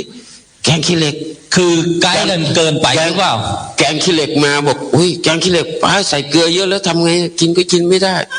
ไปถวายเพลบ้านมึงอย่าเอาไปทิ้งนะเสียดายเดี๋ยวไปถวายหลวงพ่อเดี๋ยว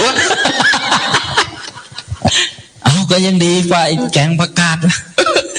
ดีกว่าเนี่ยบ้านไก่ท่าไม่มีน้ำกินครับอ๋อไกลเกินไปใกล้เกินไปอ๋อคือถ้าเราใกล้เกินไปมันจะเบื่อละหน่ายครับพระอาจารย์ครับญาติของเรานี่เหมือนกันนะครับญาติความเสื่อมอยู่3ประการมีอะไรบ้างครับเฟื่อง1ใกล้ชิดเกินไปใกล้ชิดเกินไป2ห่างเหินเกินไปห่างเหินเกินไป3ขอสตังค์เสื่อมขอมากไปใกล้ชิดคือนั่งพี่น้องถ้าอยู่บ้านเดียวกันคุกคีกันไปอยู่กันมากูตักน้ำใส่ตู้เย็นมึงเอาไปกินกูทำสะอาดมึงไปทำรกเดี๋ยวพี่น้องก็เกิดความเบื่อหน่ายเพราะนั้นเราพี่น้องกันอยู่บ้านห่างๆกันไว้มีกิจไปช่วยกันอย่าอยู่ใกล้ชิดเกินไปครับมันจะไม่เกรงใจกันไม่เกรงใจมันเกิดความเบื่อหน่ายกันได้ผัวเมียอยู่ห้องเดียวกันมันยังเบื่อกันเลยตอนจีบกันมันอยู่คนละบ้านเอาดีมืออวดกันจีบกันไปจีบกันมาพูดกระจ๊ะจ๋าน้ำหวานจ๋าพอแต่งงานน้ำหวานเรียกทำไมวะเปลี่ยนไปแล้วเปลี่ยนมันรำคาญความเกรงใจหายไปคุกคีกันเกินไปครับ2ห่างเหินกันไปพี่น้องถ้าอยู่ห่างเหินกันไปเยี่ยมเจ็บไข้ได้ป่วยไม่สอบถามไม่เอายาไม่ไปมาหาสู่เสื่อมครับแล้ว3ขอความเป็นเพื่อนก็หายเจอหน้าอาจารย์ต้นเจ้าขาขอยืมตังค์สัก100,000หน่อยสิไม่มีพอดีอาตมาไม่ว่างย้อนทีหลังโทรศัพท์เข้ามาก็กดจะมาขอเงินยืมเงินแน่อย่าไปขอรักกันรักเพื่อนรักญาติรักพี่รักน้องอย่าไปขอยืมเงินนะเสียทั้งเงินเสียทั้งเพื่อนมันเสียเงินเสียเพื่อนครับเนี่ยเพราะนั้นแต่ถ้า3ประการจะอยู่ด้วยกันครับคืออยู่ห่างกันไว้พี่น้องมีอะไรก็ช่วยกันแล้วก็อย่าห่างเหินเกินไปอย่าคุกคีกันไปนะแล้วก็หยิบยื่นความช่วยเหลือขึ้นมาไปเจอกินข้าวยังนะเป็นไงสบายดีไหมนี่ฉันมีก๋วยเตี๋ยวมาฝากนะเอาของฝากกันต้อนกันจะรักกันครับครับนะคนละกันมีบ้าน2บ้านอยู่ใกล้กันครับครับไอ้บ้านหลังหนึ่งก็มีมะม่วงยื่นไปอีกหลังหนึ่งใช่ไหมครับบ้านหลังแรกนะมีมะม่วงต้นเจ้าของมะม่วงพอดีลูกชายก็วิ่งมาพ่อไอ้บ้านนั้นมันลักมะม่วงเราไปฟ้องเลยฟ้องพ่อแล้วมะม่วงเราเยอะไหมไม่เยอะลูกไปเก็บมาเลยไป เก็บมาหาลูกสวยๆนะขัดลูกซื้อเก็บมาลูกชายก็คิดว่าป้องกันเขารักใช่ไหมก็เก็บมาทอไปหาตะกร้าใส่สวยๆแล้วก็เดินไปบ้านที่เขารักเนี่ยพาลูกชายไปด้วยเนี่ยเคาะประตูเจ้าของบ้านออกมามีอะไรครับพอดีมะม่วงที่บ้านผมมีเยอะผมเลยเอามาฝากครับนี่มีผมมาให้10 กว่าลูกเนี่ยอยากได้อีกก็บอกนะครับที่วัดผมที่บ้านผมมีหลายอย่างแบ่งปันกันกินบ้านใกล้กันผมก็อยากเอามะม่วงมาฝากทั้งที่ถูกขโมยมานะครับลูกก็ยังเอามาฝากอีกลูกก็เลยแปลกใจมีลุงคนข้างบ้านก็รอสักครู่นะครับพอดีบ้านนึงก็เอามะม่วงไปเทพอดีผมเลี้ยงไข่ไว้เยอะผมเอาไข่มาฝากมีอยากได้ไข่นะครับมาที่บ้านผมไม่ต้องไปซื้อแบ่งกันได้จากศัตรูเป็นเพื่อนกันนะครับเพราะการให้ให้มะม่วงได้ไข่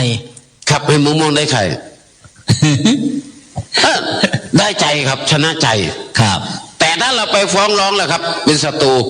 ครับเพราะนั้นเวรชนะอย่างเป็นคู่เวรกันเลยครับจะระงับการผูกเวรได้ด้วยการให้นะให้อภัยไม่จองเวรให้ของกินของใช้อย่างสมมติว่าสมัยก่อนเมื่อหลายปีก่อนผมไปบินหลวงตาหนึ่งท่านไปบิณฑบาตครับพระผ่านไปบ้านหลังนั้นหมาก็กัดครับแล้วก็เด็กเดินผ่านหมาก็ไล่กัดครับเจ้าของบ้านก็ไม่สนใจไม่ยินดีแล้วแต่จะกัดใครเด็กก็ต้องถือไม้ทุกคนเดินผ่านไปผ่านมาถึงแม้หมาเจอพระมันก็กัดครับครับผ่านหลวงตาไปเรียนไปบิณฑบาตบ้านนู้นนะทางนู้นผมไม่ไปแล้วไม่ไหวโดนกัดเลือดสาดเลยครับท่านบุเรียนหนุ่มๆไปเถอะผมหลบไม่ทันแล้วหลวงพ่อทำไงครับทีนี้บอกไม่เป็นไรครับผมปราบหมาดุได้ไม่มีปัญหามีคาถาจัดการครับโอ้ท่องนานไหมครับคาถาเนี่ยโอ้ยไม่นาน เอาโยมพนมมือเอาคาถาพนมมือขึ้น โอมสองตาสี่เขี้ยวกัดกูทีเดียวน้องวะแล้วมันกัดไปเนี่ยท่องอย่างเงี้ยผมก็ไปเลยครับไปนี่เดินทางไปผมก็เอาน่องไก่ไปเอาลูกชิ้นใส่ย่ามไป พอเจอหมาปุ๊บผมก็โยนน่องไก่ให้มันมันสนน่องไก่มันไม่สนใจน่องเราแล้วไม่ต้องน่องวะแล้วมันไม่มองแล้ว พอขากลับมาเราก็โยนให้อีกไปก็โยนให้6 วัน 7 วันเอามือลูบจมูกได้เลยนี่หมาไทยเรานี่นะครับถ้าหากว่าเราให้ข้าวให้น้ำมันจะไม่กัดจำจนตายเลยมันจำจนตายมันจำได้คนนี้เคยให้มันคุ้นเคยเพราะฉะนั้นการให้เป็นการตัดเวรถ้าไปเอาไม้ไปตีมันเอาวันไหนไม่มีไม้อยู่ไม่ได้ครับผูกเวรเลยนี่ก็คือการให้ครับการให้เป็นการตัดเวรขนาดให้หมายังดีกว่านี้เนี่ยถ้าให้คนมันก็ยิ่งดีกว่าใช่ไหมใช่เพราะนั้นเราปลูกเราใครก็ตามที่เป็นคู่เวรกันชนะด้วยการให้อภัยให้สิ่งของครับเนี่ยอันนี้อยู่ในบ้านใกล้ท่าอยู่นะครับเนี่ยก็คือไม่ใกล้กันเกินไปไม่ห่างเกินไปแล้วก็ไม่ข้อยืมข้อข้องรักอย่างนี้ครับแต่การให้เป็นการผูกมิตรผูกไมตรีผูกมิตรปิดศัตรูครับผมไปสอนเด็กๆผมก็สอนบ่อยครับสอนบ่อยสอนอานิสงส์เมตตานะ11 ข้อนะครับเป็นข้อเอาโยมพนมมือเดี๋ยวสอนให้โยมเดี๋ยวจะหายง่วงพนมมือขึ้น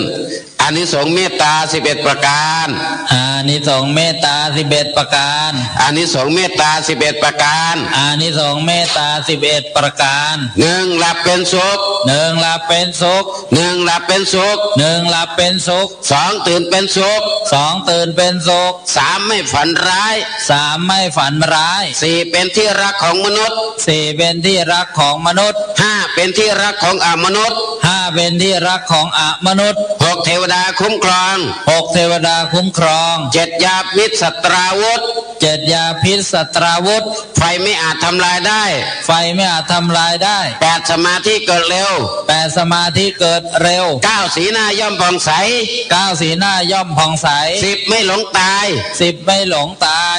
11. ตายแล้วไปเกิดเป็นพรหม 11. ตายแล้วไปเกิดเป็นพรหมนู่นเนี่ยอานิสงส์เมตตา11 ประการน่าทำสาธุหลับเป็นสุขครับหลับเป็นสุขคนคิดดีนอนปั๊บหลับไปอร่อยไปเลยคนคิดลิษยาคนอิจฉาตานอนไม่หลับอิจฉาตาร้อนนอนไม่หลับนอนกระสับกระส่ายหลับก็เป็นสุขเหมือนยาดีๆครับถ้ายาดีแก้ไข้ในเม็ดเล็กๆถ้ายาไม่มีคุณภาพเต็มถ้วยใหญ่ๆกินไข้ก็ไม่หาย เพราะฉะนั้นคนที่มีจิตใจเมตตาย่อมหลับเป็นสุขครับ2. ตื่นเป็นสุขตื่นมาก็เป็นสุขไม่งุดตื่นแล้วสดชื่นกับปรี้กับเปล่าไม่เหนื่อยไม่เพลียคนที่นอนไม่หลับกระสับกระส่ายโกรธคนนู้นเกลียดคนนี้ไอ้นั้นเดี๋ยวตังกูมันก็ไม่คืนไอ้ชิบหายกูด่ามันแช่งมันนอนก็นอนกว่าจะหลับตื่นขึ้นมาเหนื่อยครับจิตมันเหนื่อยจิตมันเพลียมันเหนื่อยตื่นก็เป็นสุข 3. ไม่ฝันร้าย ฝันว่าถ้าคนที่นอนหลับบางคนนี่นะครับฝันเป็นจริงนะฝันเป็นจริงด้วยมีบางคนฝันร้ายแต่ก็ฝันเป็นจริงสมัยก่อนมันมีรายการฝันเป็นจริงไปออกแล้วได้รถเข็นอันนี้ฝันเป็นจริงไม่เป็นจริงอย่างนั้นครับเป็นยังไงครับฝันว่าปวดฉี่เดินตรงนั้นก็เจอคนเดินตรงนี้เอาตรงพุ่มไม้นี่เราว่าพอเสร็จสับเรียบร้อยตื่นขึ้นมาผ้าเปียกเลยครับนั่นคือฝันเป็นจริง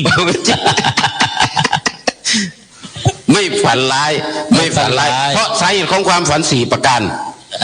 1ธาตุวิปริตจิตอวร3เทพสังหรณ์4กรรมบันดาลธาตุวิปริตก็คือสภาพร่างกายเราเจ็บป่วยจะฝันร้ายจิตอาวรณ์คือเช่นเราคิดถึงอะไรต่างๆก็จะฝันเช่นดูหนังผีดูไปดูมาหลับคาจอทีวีแล้วก็ฝันไปตามหนังนั่นแหละเทพสังหรณ์ก็คือผู้มีฤทธิ์บันดาลให้เราฝันไปเทวดาหรือกรรมบันดาลเรานะกรรมบันดาลเป็นลางบอกเหตุ4ประการนี้ทำให้เป็นความฝันครับกินมากก็ฝันได้พระอรหันต์ท่านไม่ฝันนะพระอรหันต์มีสติสมบูรณ์ครับท่านจะนอนท่านหลับแต่ท่านไม่ฝันครับคนที่ฝันเขาฝันว่าตัวเองเป็นพระอรหันต์แสดงว่ายังไม่เป็นครับนะไม่ฝันร้ายนะครับธาตุวิปริตจิตเอาหลับเป็นสุขตื่นเป็นสุขไม่ฝันร้าย4เป็นที่รักของมนุษย์คนทั่วไปเห็นถ้าเราของให้เขาจะโกรธเราไหมครับสมมติคนกำลังหิวข้าวมาเนี่ยเอาข้าวไปให้เขาสักจานเขาโกรธไหมไม่โกรธเขาก็จะขายหิวครับนั่นแหละเราให้เขาก็รักเราครับเอาข้าวให้หมาก็รักเราเนี่ยเพราะฉะนั้นให้ย่อมเป็นที่รักของมนุษย์เป็นที่รักของมนุษย์มนุษย์หมายถึงตั้งแต่สัตว์เดรัจฉานผู้ที่ไม่ใช่มนุษย์ครับแต่ว่าไม่ใช่ครับให้หมาก็รักเราครับนะให้เพราะฉะนั้นเราข้าวเอาของให้สัตว์เดรัจฉานก็รักข้าเป็นที่รักของมนุษย์ก็คือหมายถึงทั้งผีสางนางไม้เทวดาทั้งหลายทั้งหมดนะครับนะเทวดาย่อมคุ้มครองเทวดาคุ้มครองผู้มีเมตตาจิตมียายหนึ่งอยู่ที่อุบลครับจังหวัดอุบลจะเดินทางไปกรุงเทพแต่ไม่บอกว่าบ้านไหนเป็นยังไงครับจ่ายแกจะไปแกเป็นคนวัดคนวาครับเข้าวัดจำศีลไปเจริญเมตตานั่งถือศีลสมาธิเดินจงกรมประจำครับแม่จะไปกรุงเทพจะไปธุระพาแม่ไปส่งหน่อยอยู่บ้านนอกนะครับครับลูกชายก็ขับรถลูกชายก็ดูแลมีดีคนดีย่อมเจอคนดีครับให้ลูกดีครับลูกก็บริการพอขับรถจากท้องนาขับรถมาเบรกตื่นตรงนี้แหละเสียเบรกรถเบรกทำไมล่ะแม่งูกำลังข้ามทางเดี๋ยวรถจะเหยียบงูปล่อยงูข้ามทางไปเอาลูกเบรกทำไมลูกปูมันกำลังข้ามทางมาเดี๋ยวจะเหยียบปูแม่ก็เบรก3 ครั้งสิแม่มันไม่ทันนะเดี๋ยวไม่ทันรถไม่ทันไม่เป็นไรตัวอยู่ที่แม่เดี๋ยวรถมันคอยมาถึงครับเบรก3 ครั้ง4 ครั้งเพื่อช่วยงูช่วยปูช่วยเต่าที่ข้ามถนนน้นทางก็มาไม่ทันรถทัวร์ออกไปก่อนแม่บอกแล้วไงไม่ทันบอกไม่เป็นไรลูกเพราะรถมันไม่มีคันเดียวคันนั้นไม่ทันเราคันใหม่มันเสียตังค์เสียตังค์แต่เราไม่เสียใจเราได้บุญคิดดีสิลูกซื้อตัวใหม่ก็ได้แต่ชีวิตที่เราไปเหยียบงูเหยียบปูเหยียบเต่ามันตายแล้วเอาคืนไม่ได้เอาช่วยซื้อตัวใหม่ลูกคิดดีๆนะลูกอย่าโกรธที่ลูกวันนี้เราได้ทำบุญช่วยงูช่วยปูช่วยเต่าดีแล้วมาซื้อตัวใหม่ให้พอแม่ได้นั่งรถไปสักประมาณ1 ชั่วโมงกว่าไปเจอรถทัวร์คันแรกประสบอุบัติเหตุตายทั้งคันเลยครับโอ้โหเห็นไหมนะเทวดารักษาครับช่วยให้คุณก็รักษาครับ หนักเป็นเบาทุเลาเป็นหายครับเพราะนั้นโยมพยายามทำดีไว้นะถ้าหากว่าข้อ7ยาพิษสตาวุธถ้าคนที่คิดที่มีเมตตานี่ครับอันตรายแต่ไฟก็ทำลายไม่ได้มีหลวงตาหนึ่งผมไปเจอท่านเป็นพระชอบ เดินธุดงค์มาอยู่ที่แห่งหนึ่งครับชาวบ้านก็เกลียดท่านไปกระตบไม่รู้ไปเกลียดท่านเพราะอะไรเอาไล่ท่านออกจากกุฏิจุดไฟเผาครับโอ้โหขั้นแรกไฟเผากุฏิท่านนะครับจุดไฟเผาไล่ท่านไม่ให้อยู่วัดท่านก็เดินออกจากกุฏิมาไฟเผาท่านลุกขึ้นท่านก็ไม่ไปดับนะท่านก็มานั่งสมาธิใต้ต้นมะม่วงโยมก็โกรธจัดตามมาอีกมีกิ่งมะม่วงก็ตัดกิ่งมะม่วงนะครับมีมดแดงเขย่าใส่ท่านเลยแต่ก็นั่งสมาธิพุทโธพุทโธ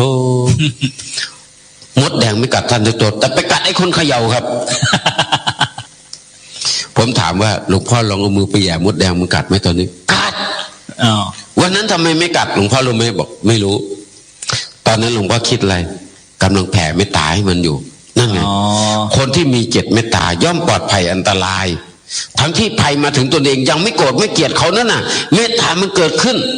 มันคุ้มครองป้องภัยนะถ้าเขากำลังเล็งปืนมายอมแผ่เมตตานะเป็นสุขเถิดนะโยมนะลูกปืนมันจะฉลับเลยแต่ต้องฝึกบ่อยๆนะไม่ใช่ไปฝึกตอนนั้นฝึกไม่ได้นะไม่ต้องไปลองนะไม่ถ้าฝึกตอนนั้นฝึกไม่ได้เหมือนเราว่ายน้ำไม่เป็นพอตกน้ำตุ่มไปหัดไม่ได้ครับต้องฝึกให้ชำนาญก่อนต้องฝึกให้ชำนาญขยันแผ่เมตตาทำครั้งกลางวันทำครั้งกลางคืนเดินสวนทางกันไปมาแล้วก็แผ่เมตตาให้หมาให้แมวให้คนนู้นคนนี้จิตใจของเรามีเมตตาเป็นพื้นฐานแล้วครับนะเหมือนเราว่ายน้ำเป็นฝึกว่ายน้ำเก่งแล้วตกน้ำตูมมันก็ว่ายถึงฝั่งได้ทันทีไม่ใช่ไปแผ่เมตตาตอนเขาเล่นปืนมาตอนนั้น แต่มันต้องทำให้คุ้นเคยก่อนครับนะยาพิษสตาร์รถไฟทำลายไม่ได้ครับต่อมาสมาธิเกิดเร็วครับคนที่มีเมตตาเป็นเหตุใกล้สมาธิต้องบอกอย่างนี้ครับพระอาจารย์ครับพระอาจารย์เดือนมีนาเมษานี่โยนไม้ขีดลงไปใส่หญ้าข้างทางไฟลุกเลยนะมันแห้งมันแรงแต่ถ้าฝนตกชุ่มดินเปียกๆหญ้ากำลังเขียวอยู่เอาต้นฟืนโยนไปไฟลามไหม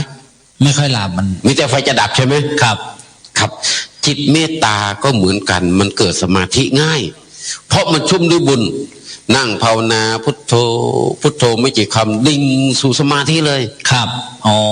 เพราะมีเมตตาเพราะเหตุใกล้ของสมาธิคือเมตตาจิตมันไม่ระแวงไม่อะไรไม่ระแวงไม่ใจมันคลายมันผ่อนคลายเพราะมันชุ่มด้วยบุญกุศลครับนะเวลาตายก็ไม่ทุรนทุรายครับไม่ใช่ตาเหลือกตาค้างนั่นน่ะแสดงว่าจิตโทสะครับแต่บางคนตายเหมือนรอยยิ้มเพลนอนหลับสบายนะครับคือไม่หลงสติครับข้อ10ไม่หลงสตินะข้อ9เนี่ยนะข้อ9ไม่หลงสติข้อสมาธิเกิดเร็วข้อ9สีหน้าย่อมผ่องใสคนที่มีเมตตาหน้าตาจะผ่องครับหน้าตามีน้ำมีนวลครับคนที่โกรธง่ายพระอาจารย์เคยได้ยินคำว่าเกลียดเข้ากระดูกดำไหมเกลียดคนอื่นเนี่ยเข้ากระดูกดำเลยครับโอ้เกลียดแล้วกระดูกมันจะดำอย่างนั้นหรือเปล่าครับโอ้ยถ้าหากว่าโกรธบ่อยๆอิจฉารีบ่อยๆโกรธง่ายบางคนหมาเห่าก็โกรธหมาลมพัดก็โกรธแดดออกก็โกรธฝนตกก็โกรธครับโกรธทั้งพระโกรธทั้งเนรโกรธแม้กระทั่ง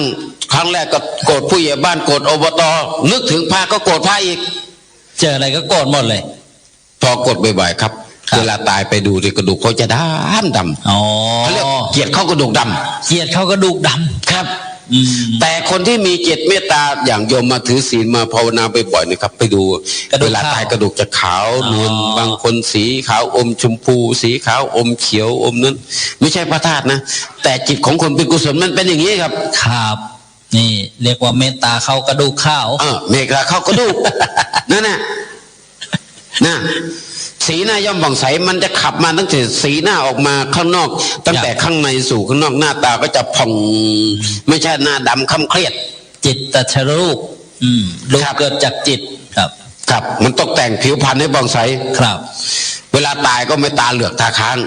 ครับเวลาตายก็ยิ้มเพลตายอย่างสงบตายแซบเคยตายแซบบ่มันเป็นยังไงครับตายยิ้มมันนะ คือคนตายเนี่ยมันจะมีบางคนตายเนี่ยครับที่เขาตาเหลือกตาค้างเวลาตายมันจะมีกัมมนิมิตได้ปรากฏเช่นเห็นยมทูตถือหอกถือดาบมากูจะเอามึงไปลงนรกพอมันเห็นอย่างนี้ปุ๊บมันกลัวครับกลัวก็ดิ้นก็ตาเหลือกตาค้างตายแต่คนที่ตายยิ้มนะครับเวลาตายโอ้อยากยมมาถือศีลภาวนาโอ้ยเวลาจะตายฉันได้ทำบุญที่วัดพิษโสปารามไปฟังเทศน์สอดแจ้งก็จะเห็นวิมานก็จะเป็นปราสาทเป็นวิมานเป็นอะไรเกิดขึ้นมีราชรถมารับอย่างเงี้ยครับหน้าตาก็ยิ้มความทุกข์ความทรมานก็หายไปเห็นเทวดามาต้อนรับจำฉันด้วยนะฉันไปถือศีลด้วยกันนะฉันมาก่อนนี่ฉันมารับเธอไปอยู่ด้วยนะมันรู้สึกอบอุ่นใจเหมือนพี่น้องมันกำลังมาต้อนรับอยู่เยอะคารกรรมนิมิตคตินิมิตปรากฏสุคติเป็นที่ไปข้อ11เพราะนั้นแค่เมตตาตัวเดียวนี่สงไม่ใช่น้อยครับครับเนี่ยนี่มีสงไม่ใช่น้อยแต่เทวดาไม่ค่อยมีช่างนะครับบนสวรรค์หาช่างยากไปไหนหมดละครับพวกวิษณุกรรมอะไรอย่างเงี้ยใช่ไหมครับมันไม่ค่อยมีไม่ค่อยมีครับเราไปอยู่ได้เยอะแล้วครับมันต้องฟังนิทานเรื่องนี้มีมายังไงมั้งครับเป็นนิทานครับคือในนรกมีคนเยอะ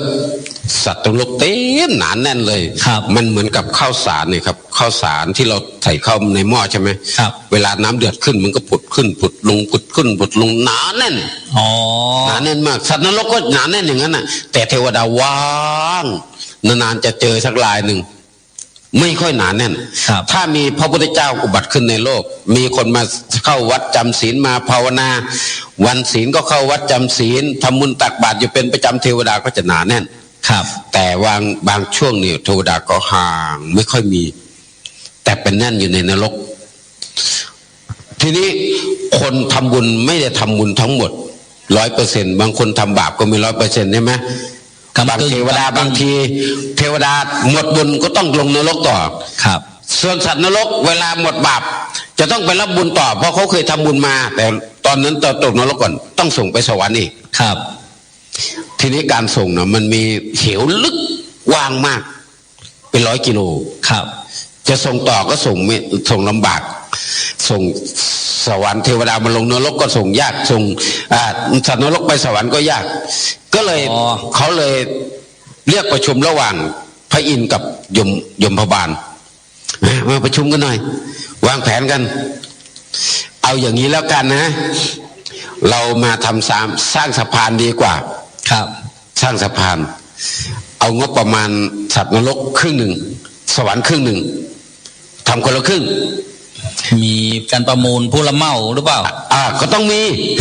ตกลงทำ MOU ตกลงเรียบร้อยเขียนพ้องต้องกันว่าทำสะพานผ่านไปไม่กี่วันของนรกเสร็จแล้วครับของสวรรค์ตะหม้อยังไม่มีเลย ยมบาลก็ถามสวรรค์เทวดาทำไมพูดโกหกอย่างนี้เทวดามันน่าจะมีศีลมีธรรมป่านนี้ยังไม่ทำตะหม้อเลยทำไงเอางี้แล้วกัน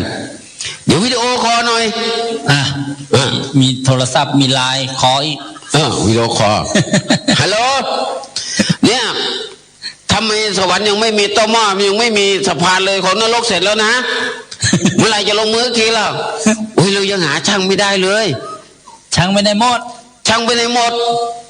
มันอยู่นรกหมดแล้วในสวรรค์ไม่มีก็มีสวรรค์ก็มีแต่คุณยายเห็นไหมน่ะคิ้วปูนก็ไม่เป็นผูกเหล็กก็ไม่ได้ช่างก็ไม่มีนั่นไปไหนผู้รับเหมาลงนรกหมดแล้ว มันก็เสร็จแล้วดิก็ต้องรอพวกนั้นก่อนใจเย็นนิทานครับนิทานหลวงพ่อกลับมาเรื่องบ้านไก่ท้าต่อดีกว่าลืมต่อข้อ2ว่าไงนะบ้านไก่ท้าช่างปั้นหม้อดินไม่มีหม้อใช้หมายความว่าไงครับปกติช่างปั้นหม้อดินปั้นสวยๆบอกช่างเดี๋ยวช่างเอางี้ก่อนเนาะพอดีช่างทำเองเป็นอันนี้ขายฉันซะมาเอาไปซะก่อนอีกพอไปอีกพอปั้นมาอีกเขาก็ไปอีก ก็เลยไม่มีหม้อใช้ขายหมดอ๋อถ้าเป็นหลักธรรมล่ะครับหลักธรรมช่างปั้นหม้อดินเนี่ยบางคนเป็นคนรู้ธรรมะแต่ไม่ได้ปฏิบัติธรรมอ๋อรู้ธรรมะแต่ไม่ปฏิบัติธรรมครับก็เลยไม่ได้ใช้ธรรมะนั้นจำได้หมดเลยครับจำได้หมดครับสุตตะเคยยะอวยยากรณะคาถาอุทานอิติวุตกะจำได้หมดเลยโอ้นวังคัสสะสุสานนี่ก็จำได้หมดเลยครับแต่ว่าไม่ได้ทำมาปฏิบัติไม่ได้นำมาปฏิบัติครับก็เหมือนช่างปั้นโยมโยมเนี่ยโอ้ยท่านไม่ต้องเทศหรอกเดี๋ยวศีล 5โยมจำได้หมดแล้วรู้หมดแล้วครับศีล 5เนี่ยเวลาเมาปุ๊บธรรมเทศนาขึ้นเลย เวลาเมาที่ไรเนี่ยบอกแบบสุราแม่อะไรเนี่ยผมรู้เนี่ยท่านไม่ต้องพูดหรอกรู้หมดแล้วผมเรียนมาก่อนโถตั้งแต่ท่านไม่เกิดนู่นเนี่ยเขาเรียกว่าเป็นคนที่รู้ศีลแต่ไม่มีศีลครับเหมือนช่างปั้นหม้อแต่ไม่มีหม้อใช้หรอกแต่ไม่มีหม้อใช้ปั้นอย่างเดียวแหละปั้นแล้วเขาไปใช้มดบอกเขาสอนเขาคนอื่นไปปฏิบัติมดแต่คนบอกคนสอนไม่ได้ปฏิบัติอ๋อนี่จำไว้นะพ่อสอนน่ะสุรายาเสพติดมึงอย่าไปกินอย่าเอาอย่างพ่อ พ่อไม่ดีแต่พ่อรู้แต่พ่ออดไม่ได้มึงเนี่ยอย่าไปกิน จงทำอย่างที่สอนแต่อย่าทำอย่างที่ฉันทำช่างปั้นหม้อดินนี่รู้ธรรมะแต่ไม่มีธรรมะครับอ๋อปริศนาตรงนี้นะต่อมาอย่างที่3ครับว่าเลี้ยงไก่ก็ไม่มีไก่ขันไม่มีเสียงไก่นี่ปกติมันจะขันใช่ไหมครับช้ามันจะขันเหมือนเราใส่บาตรพระไม่สอนครับไม่นำคำสอนพระพุทธเจ้ามาบอกไม่นำมาสอนไม่มาบอกมาสอนพระเรียนหนังสือเรียนหนังสือเรียนมาแต่ก็ไม่ยอมสอนโยมใส่บาตรให้ทุกวันจะสอนโยมสักหน่อยก็ไม่มีครับไม่ฝึกไม่สอนก็ทำให้ความเสื่อมของพระศาสนาเพราะพระเถระไม่กล่าวธรรมะไม่พูดธรรมะเป็นความเสื่อมนะครับครับเพราะนั้นเรารู้อะไรเราต้องสอนต้องบอกต้องสอนโยมรู้แค่ไหนก็บอกเท่านั้นก็เราไม่จำเป็นจะต้องบรรลุธรรมก่อนเราเรียนมาเราอ่านหนังสือมาโยมอาตมาอ่านคำสอนพระเจ้าสอนอย่างนี้ครับเราก็สอนไปตามคำสอนครับนี่ครับแล้วก็ถ้า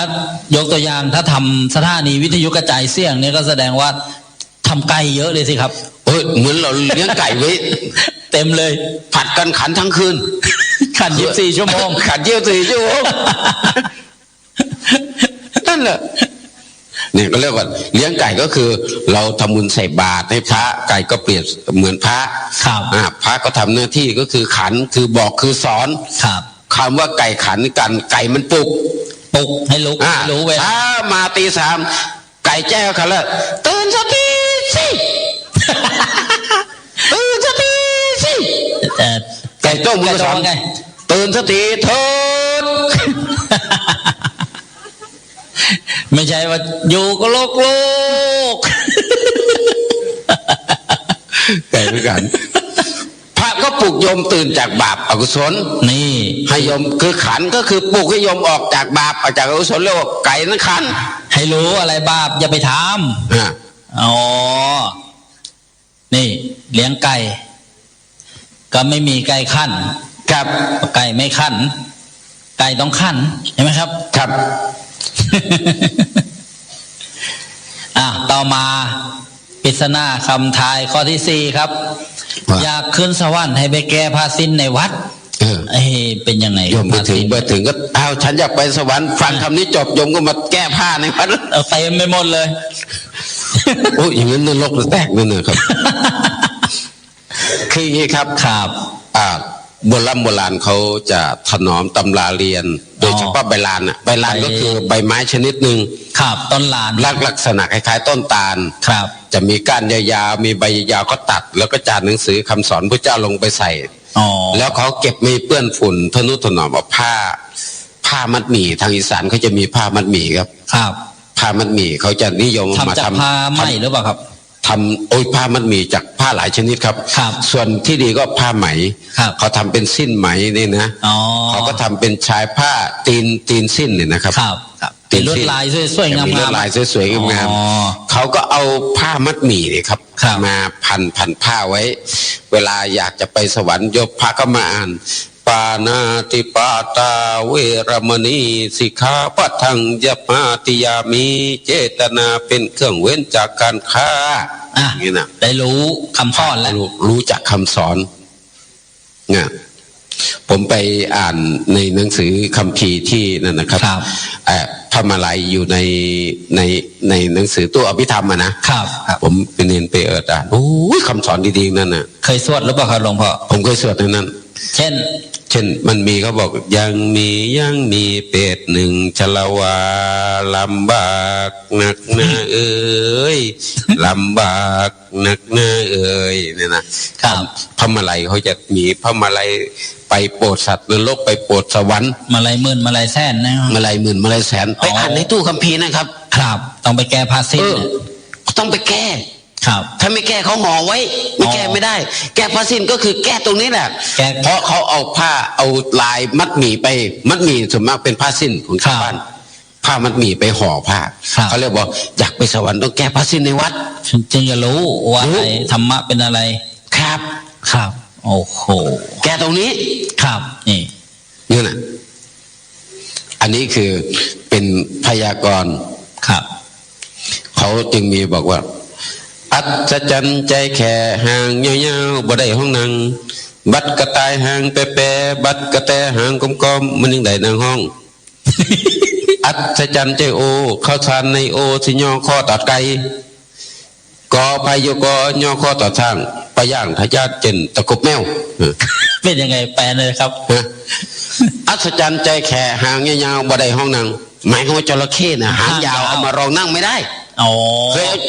เคยเห็นไหมจระเข้เคยแล้วหางมาลองนั่งมีไหมไม่มีครับมันม้วนไม่ได้บัดกระต่ายหางแปรกระต่ายมันหางสั้นๆนะครับกระแตหางกลมๆหางมันเอามาลองนั่งได้ตัวกระต่ายกระแตเนี่ยนะครับหมายคนว่าบางคนมีความรู้น้อยแต่ก็เอามาทำให้เป็นประโยชน์แบบเหมือนในจระเข้นั่นแหละครับจระเข้หางยาวก็มานั่งไม่ได้มีความรู้มากแต่ไม่ได้นำมาใช้เลยครับอันนี้คือคำสอนเนี่ย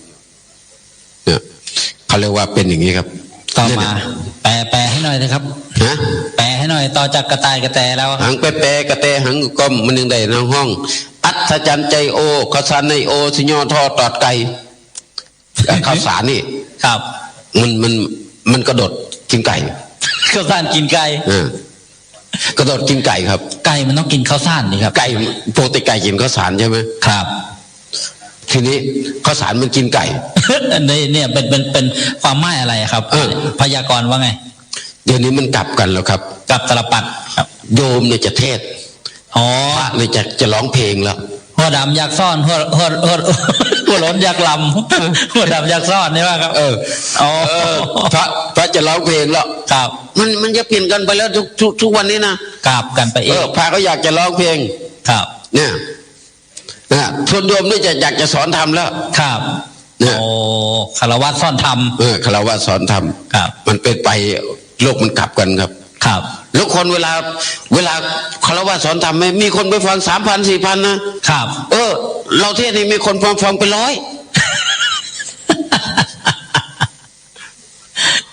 น่าคิดเหมือนกันมันคล้ายๆอะไรล่ะฝ่าฟันพระเจ้าประเสนที่โกศลอะไรอย่างนั้นใช่ไหมครับครับมันกลับตลปัดได้บางอย่างกับตลบครับ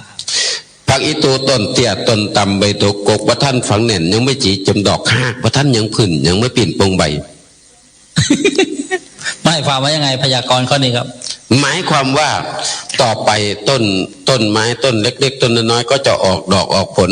เห็นไหมต้นมะม่วงต้นนิดเดียวมีลูกมีผลละครับแต่ว่าก็หมายว่าต่อไปคนที่ขาดศีลและธรรมครับผู้หญิงเด็กผู้หญิงก็จะมีผัวตั้งแต่เล็กๆมันเป็นอย่างนี้ครับทำไมเขาเป็นอย่างนั้นเพราะกิเลสมันมีกำลังเป็นเพราะข้าวครับเป็นเพราะข้าวเป็นเพราะข้าวข ข้าวที่เรากินเนี่ยเลยครับครับไปเกี่ยวอะไรกับกิเลสครับแต่ก่อนนี้ทำนาเนี่ยครับอาจารย์ครับแถวอุบลนี่เวลาเขาทำนานะแต่ก่อนเขาไม่ใส่ปุ๋ยครับไม่ฉีดยาครับไม่ฉีดยาไม่ใส่ปุ๋ยเวลาปลูกข้าวก็ง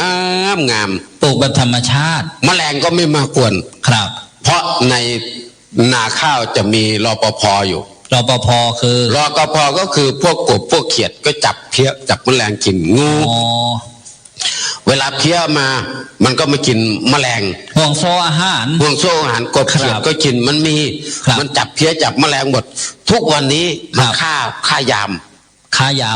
ก็ยาฆ่าหญ้าฉีดไปพวกกบเขียดก็ตายพวกงูก็ตายทีนี้เมื่อยามตายหมดเลยจะไม่แต่ก่อนเนี้ยมันจะมีแมงมุมขึงเต็มตะข่ายท้องนาเลยนะแมงมุมอ่ะเวลาเพี้ยมาปุ๊บข้างบนก็จะมีแมงมุมทำตะข่ายจับดักพวกเพี้ยพวกแมลงแมงมุมก็กินลงข้างล่างกบเขียดก็กินครับปัจจุบันนี้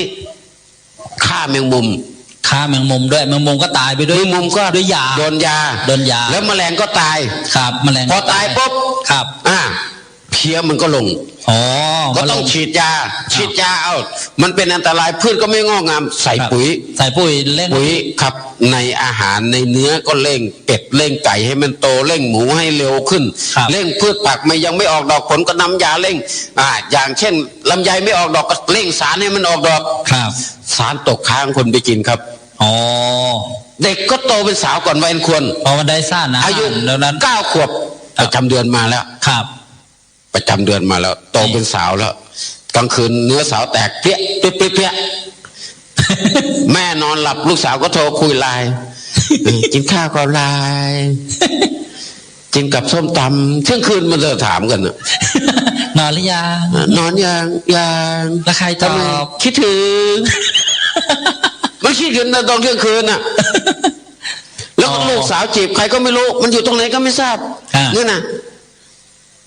เสร็จแล้วมันก็มีลูกตั้งแต่อายุ9 ขวบ10 ขวบยังไม่จบประถมเลยแล้วเสร็จมันเป็นที่อาหารกินเข้าไปมันกระตุ้นความเป็นสาวก่อนวัยควรเอาให้หมากินครับข้าวให้หมากินแต่ก่อนหมามันจะเลือดมีความกำหนัดพอใจในคู่รักมันก็เดือน9 เดือน10เลือกหมาเดือน9ปัจจุบันนั้นมันมีคู่ทั้งปีเลยลูกหมามีทั้งปีเห็นไหมลูกหมามีตลอดทั้งปีเลยอยู่ที่นี่ก็เป็นเหมือนกันเพราะอะไรเพราะว่าอาหารกิเลสมันมีกำลังโอ้โหทุกวันเนี่ยมันป้อนทางตามันมีไลน์มี TikTok ธรรมะโผล่ไปพระไม่ใช้มาเล่น Facebook ทำไมมาเล่น TikTok ทำไมได้อีกเป็นพระไม่นำมาเล่นพระมาจัดรายการวิทยุทำไมก็กิจเราพระต้องรู้ช่องทางครับโลกสมัยนี้มีอะไรจะได้เทศกัดทุกมันโผล่หน้าจอเราก็โผล่ไปเลยใน YouTube สาธุเรริโอเข้ามาเลยตอนนี้ได้แล้วจำนวน2 วิว2 วิวเอง2 วิวก็ยังดียังสกัดได้ตั้ง2 วิวอ่ะนี่นะเพราะฉะนั้นเนี่ยการเผยแพร่พระพุทธศาสนาก็จะนำมาซึ่งสติปัญญาความรู้ของผู้ฟังครับคืออย่างนี้ครับพระต้องห้ามโยมทำความชั่วให้โยมตั้งอยู่ในความดีบอกทางสวรรค์ให้ต้องบอกบุญแต่ไม่ใช่ว่าพระมาชวนโยมทำบาปบอกบุญได้แต่ห้ามบอกบาปนะโยมวันนี้มาเล่นไฮโลกันเดี๋ยวอาตมาเลี้ยงสุราเองอย่าไปทำไม่ได้ครับต้องบอกอะไรคือบุญทำอะไรกันใช่พระต้องบอกอย่างนั้นครับจะได้เป็นบุญเป็นกุศลกับโยมเนี่ยเป็นทางไปสวรรค์บอกทางสวรรค์ให้บอกทางสวรรค์ให้ว่าทำอย่างนี้สวรรค์เนี่ยสบายอกสบายใจครับอุปสรรคเนี่ยเคยอ่านเจอท่านบอกว่าไกลสวรรค์แล้วอุปสักขะสวรรค์เนี่ยเขาไกลสวรรค์แล้วถ้าใครเจอปัญหานะไกลสวรรค์แล้วเอามาเป็นอุปกรณ์ใช่ไหมครับหลวงพ่อครับอุปสรรคมานั่งคุ้มครับถ้าเจออุปสรรคนี่ผมคิดว่าทุกคนเคยเจอมามากผมคนหนึ่งก็มามากครับขนาดแค่เดินไปเนี่ยผมยังเจอเยอะกว่าคนอื่นนะเจอเยอะกว่าดิวันหนึ่งผม อยู่ที่กำแพงเพชรครับผมจัดงานบวชเนนภาคร้อนที่กำแพงเพชรจะพาเนนไปเที่ยวสวนสัตว์สามพรานครับที่นครปฐมครับผมก็พาเนนมาพักอยู่วัดคลองขุนศรีอำเภอไซน้อยจังหวัดนนทบุรีวัดเก่าวัดผมที่เคยอยู่ครับเนนสวดพาเนนสวดมนต์ทำวัดเนนนั่งสมาธินะหลวงพ่อนี่ท่านใจดีหลวงพ่อวัดขุนศรีเนี่ยท่านชอบเด็กมากๆเลยครับท่านเนนนั่งสมาธิพรุ่งนี้อยากฉันอะไรท่านเลี้ยงไม่อั้นครับหลวงพ่อใจดีถ้าเห็นลูกเนนนั่งสมาธิเพราะฉะนั้นนั่งให้เรียบร้อยนะเสร็จแล้วผมบอกเนนก็นั่งสมาธิคอยผมก็จะเดินไปนิมนต์หลวงพ่อข้าวัดแต่ผมจำเส้นทางได้หมดผมก็เดินไปเขามีมอเตอร์ไซค์คันหนึ่งจอดขวางทางครับครับมอเตอร์ไซค์ผมกลัวรถก็คือรถที่มันได้ยินเสียงดังคึมๆนี่ผมไม่กลัวหรอกเพราะมันมีเสียงไอ้รถจอดนิ่งๆมันไม่มีเสียงเนี่ยครับผมเดินใจไปชนโครมโยมโอ้ยนี่ทำไมมาชนรถผมเงี้ยอุ้ยขออภัยโยมอาตมามองไม่เห็นไม่เห็นแล้วชนถูกได้ไงโอ้ยโยมจอดขวางทางไว้ทางเดินน่ะไม่ใช่ทางจอดรถโยมผิดเองไงจอดไม่รู้จักที่จักทางต่อมาผมก็ไม่เป็นไรโยมเขาพูดเล่นเขาเข้าใจอยู่นะครับผมก็มาคุยกับหลวงพ่อครับ ขอกราบนิมนต์หลวงพ่อไปพูดกับเนนน้อยให้วาดกับเนนหน่อยนะครับหลวงพ่อครับหลวงพ่อพระครูวิมลพระครูสิริวชิราพรหลวงพ่อได้เดี๋ยวตามไปท่านไปกับเนนก่อนนะผมก็เดินกลับมาเมื่อกี้รถจอดอยู่มุมขวามือใช่ไหมเดินชนไปแล้วรอบนึงคราวนี้ผมก็ต้องลงซ้ายผมก็เดินชิดถนนมาเรื่อยมาชนอีกครั้งโยมร้องอีกยกท่านน่ะดูสิผมอุตส่าห์หนีแล้วยังตามมาชนอีกอาตมาหลบโยมเอามาขวางอีกทำไมเราอุตส่าห์หลบแล้วเนี่ยโอ้อุปสรรคเยอะเหลือเกินเนาะเยอะครับฉันข้าวก็เจออุปสรรคครับฉันข้าวนี่นะผมฉันข้าวนี่ถ้าเป็นขนมจีนผมไม่ตักฉันมันเส้นยาวๆนะเวลาตักปุ๊บปลายมันเข้าปากไว้ดูดปุ๊บมันฟาดจนหน้าผากไม่มีผมเลยไม่ฉันต้องหาฉันอะไรที่ง่ายๆเป็นน้ำแกงเป็นของที่ชิ้นเล็กๆตักง่ายๆฉันง่ายๆต้องเปลี่ยนที่ตักแล้วต้องเปลี่ยนที่ตักครับนั่งฉันในสำรับไอ้ตรงนั้นมีอย่างนั้นมันมีอะไรว่ามันมีจานใช่ไหมตรงหน้าผมมันมีน้ำพริกฉันน้ำพริกก็เผ็ดพริกบ้านนี้เผ็ดจังฉันตรงกลางมีอะไรว่าก็นึกไม่ออกนะครับเราลองเปลี่ยนเพราะฉันน้ำพริกมานานแล้วครับก็เลยพระท่านเป็นห่วงครับท่านก็ย้ายน้ำพริกไปไว้ตรงกลางหลวงพ่อก็จะแล้วก็ย้ายตรงกลางมาแทนน้ำพริกเราก็ย้ายก็ไม่บอกเราด้วยนะเราก็ไปตักตรงกลางพระท่านบอกท่านชอบน้ำพริกหนูสายย้ายยังจำไว้จันนี้นี่คืออุปสรรคมากเหลือเกินกว่าจะครับเรื่องง่ายๆเป็นเรื่องยากสำหรับผมครับเรื่องง่ายสำหรับคนอื่นเป็นเรื่องยากสำหรับผมครับเนี่ยแต่ว่าหลวงพ่อมีตัวอย่างที่ใจสู้ครับใจสู้ทำงานเผยแผ่พระพุทธศาสนาแม้แต่คนจะว่ามองไม่เห็นเราจะเปิดเครื่องวิทยุได้ไงเนี่ยผมบอกว่าใช้ตาเปิดไม่ได้เราก็ใช้มือเปิดนั่น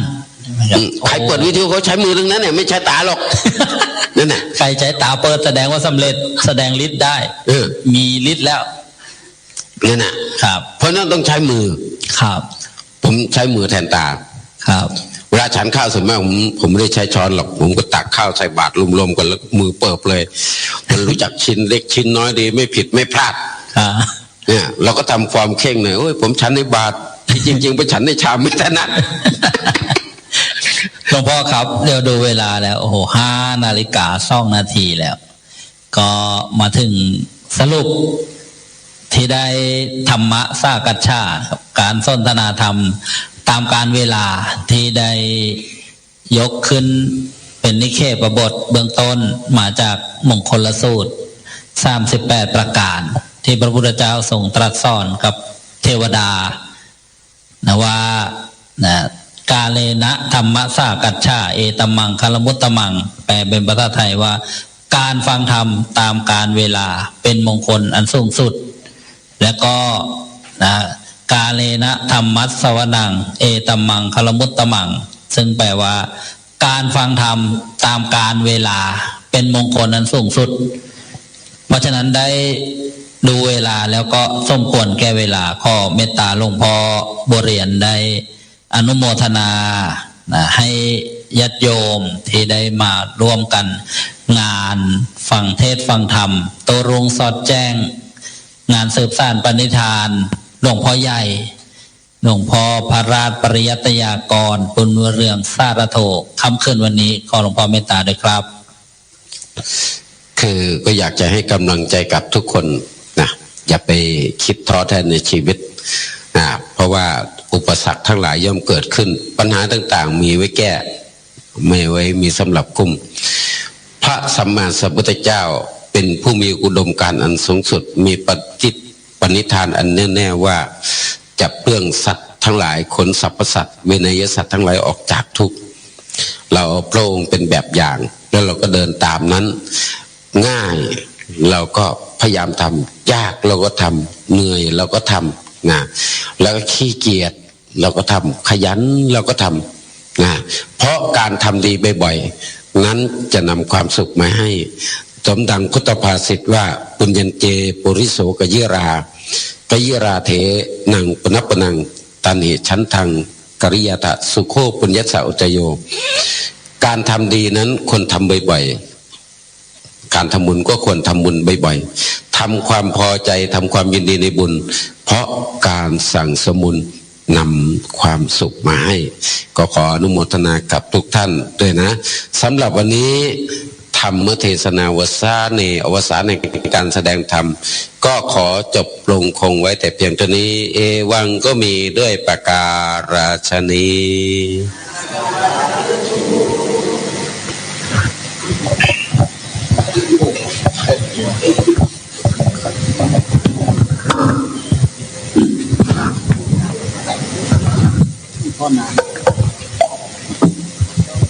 ฮัลโหลครับขอเชิญสายบุญสายศรัทธาบุญที่มาจากสุพรรณบุรีครับสายศรัทธาบุญที่มาจากบ้านแก่งเหนือถวายเชิญครับเชิญครับมาจากสุพรรณบุรี2 ท่านครับเชิญครับสุพรรณบุรีกับประจวบคีรีขันธ์ที่มาจากวัดทางสาย2 ท่านครับผมเชิญครับมาด้วยกันหลายคนก็ได้จับด้วยกันอนุโมทนาด้วยกัน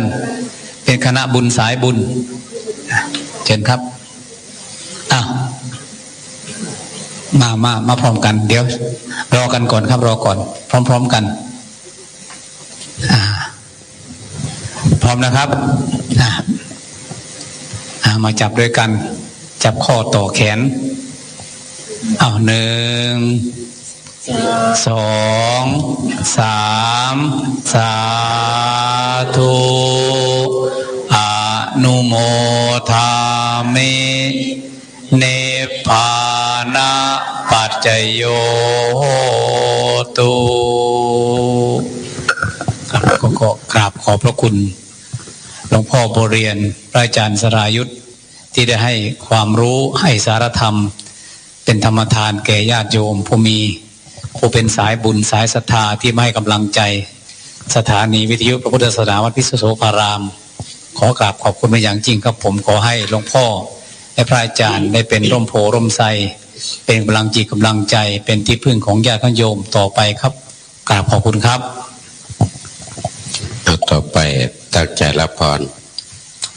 อิจิตังปฏิตังตุมังคิปะเมวะชมิจตุสัพเพปุเรนตุสังกปา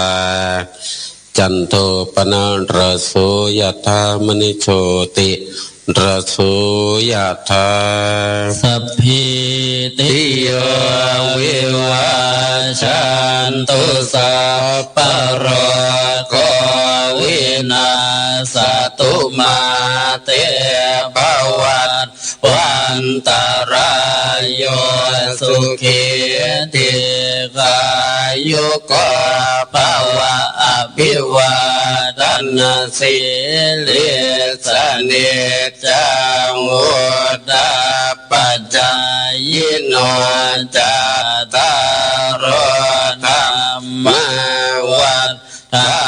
ติอายุวันโนสุขังภาลัง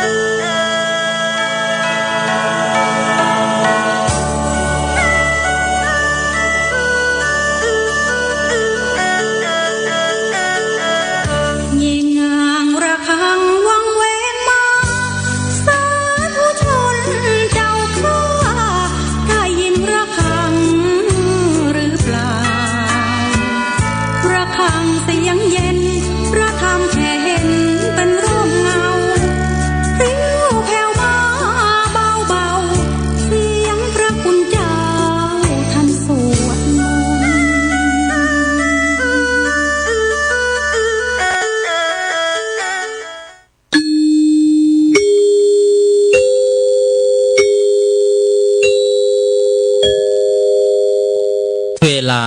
15 นาฬิกาสถานีวิทยุกระจายเสียงเพื่อการเผยแผ่พระพุทธศาสนากระจายเสียงในระบบ FM ความถี่ 101 เมกะเฮิรตซ์คลื่นสาธุเรดิโอส่งกระจายเสียงจากวัดท่าพระยาจักรหรือว่าวัดช่องลมบ้านท่าพระหมู่ที่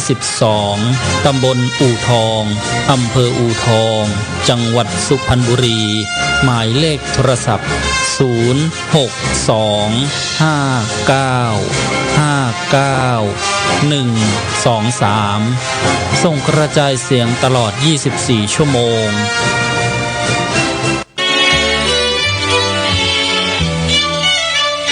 แสงพระธรรมนำใจให้ไร้ทุกข์แสงพระธรรมนำสุขทุกสมัย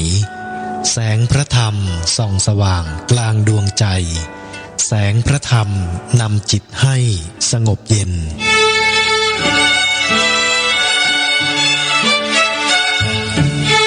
สถานีวิทยุพระพุทธศาสนาแห่งชาติจังหวัดเลย FM 96.50 เมกะเฮิรตซ์คลื่นวัดป่าจริยธรรมขอเชิญพุทธศาสนิกชนทุกท่านร่วมเป็นเจ้าภาพเผยแผ่ธรรมะทางอากาศเพื่อ พื่อเป็นการส่งเสริมความรู้ความเข้าใจสร้างปัญญาแสงสว่างทางใจให้กับสังคมไทยเพื่อความสุขสงบร่มเย็นตลอดไปท่านสามารถร่วมเป็นเจ้าภาพได้ที่บัญชีธนาคารกรุงไทยเลขที่403-038-6091ชื่อบัญชีวัดป่าจริยธรรมโทรศัพท์083-327-5700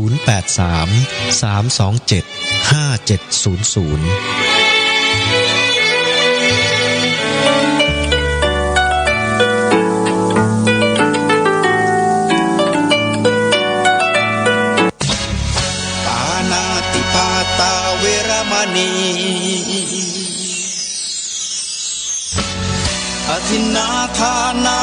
เวรมณีกาเมมุสาสุราเม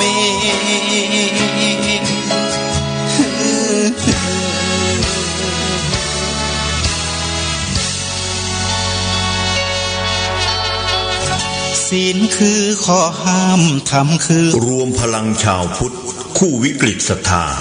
เป็นแบบอย่างชุมชนคนรักวัดขอเชิญพุทธศาสนิกชนทุกท่านร่วมกิจกรรมบุญหมู่บ้านรักษาศีล 5ณวัดป่าจริยธรรมตำบลนาดอกคำอำเภอนาด้วงจังหวัดเลยในวันที่ 26 สิงหาคม พุทธศักราช 2568 หมู่บ้านวังเย็นหมู่ที่ 10 ตัวแทนหมู่บ้านศีล 5 ต้นแบบระดับจังหวัดพร้อมต้อนรับคณะกรรมการกลางโครงการปรองดองสมานฉันท์โดยใช้หลักธรรมทางพระพุทธศาสนาภายในงานพบกับนิทรรศการหมู่บ้านรักษาศีล 5ฟังธรรมเทศนาเสริมพลังชีวิตงานบุญออกโรงทานการแสดงศิลปะวัฒนธรรมท้องถิ่นของดีจากชาวนาด้วงทั้งสินค้าและอาหารพื้นบ้านขอเชิญผู้มีจิตศรัทธาร่วมตั้งโรงทานข้าวกล่องเพื่อร่วมสร้างบุญกุศลใหญ่ในครั้งนี้สอบถามเพิ่มเติมได้ที่พระครูจริยสารธรรมเจ้าอาวาสวัดป่าจริยธรรมโทรศัพท์083-327-5700แสดงพลังศรัทธารักษาพระศาสนายืนหยัดเคียงข้างพระรัตนตรัยร่วมงานนี้ด้วยใจอันเป็นกุศลแล้วพบกันที่วัดป่าจริยธรรมจังหวัดเลย26 สิงหาคมนี้สาธุข้อ 1 เมตตากรุณาข้อ 2 สัมมาอาชีพข้อ 3 กามสังวรข้อ 4 ต้องมีสัจจะข้อ 5 สติสัมปชัญญะศีล 5 ข้อทำ5 ข้อทำใจทำได้สักข้อหรือยัง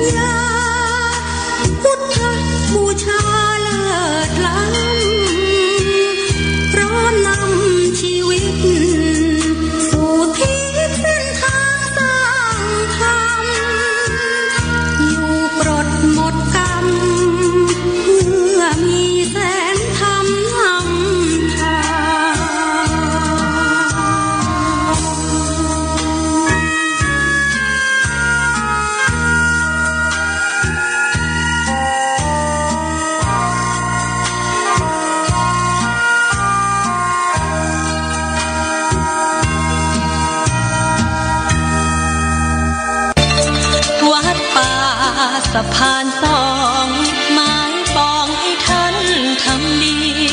รีบมาเถิดนะหากใครได้มากราบพระพุทธเมตตาถึงที่ท่านจะโชคดีเกษมเปรมปรีทุกคน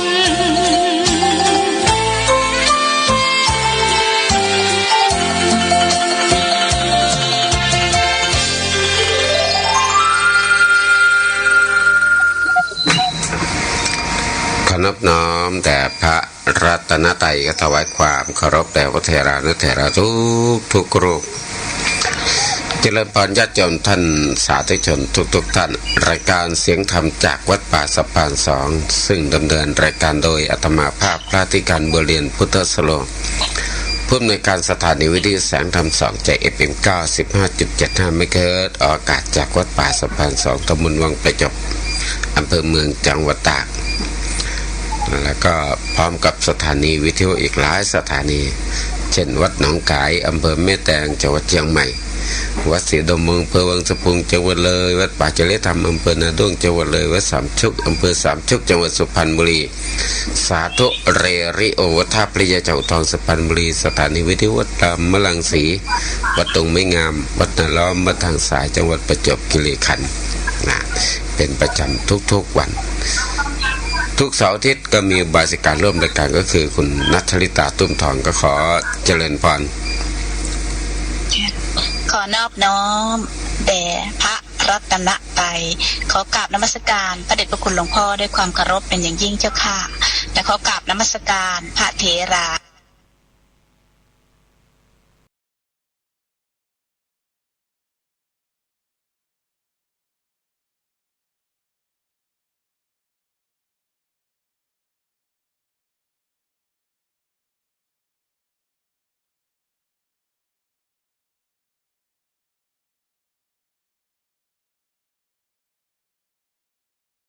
ก็คือคุณณัฐฤตาตุ้มทองก็ขอ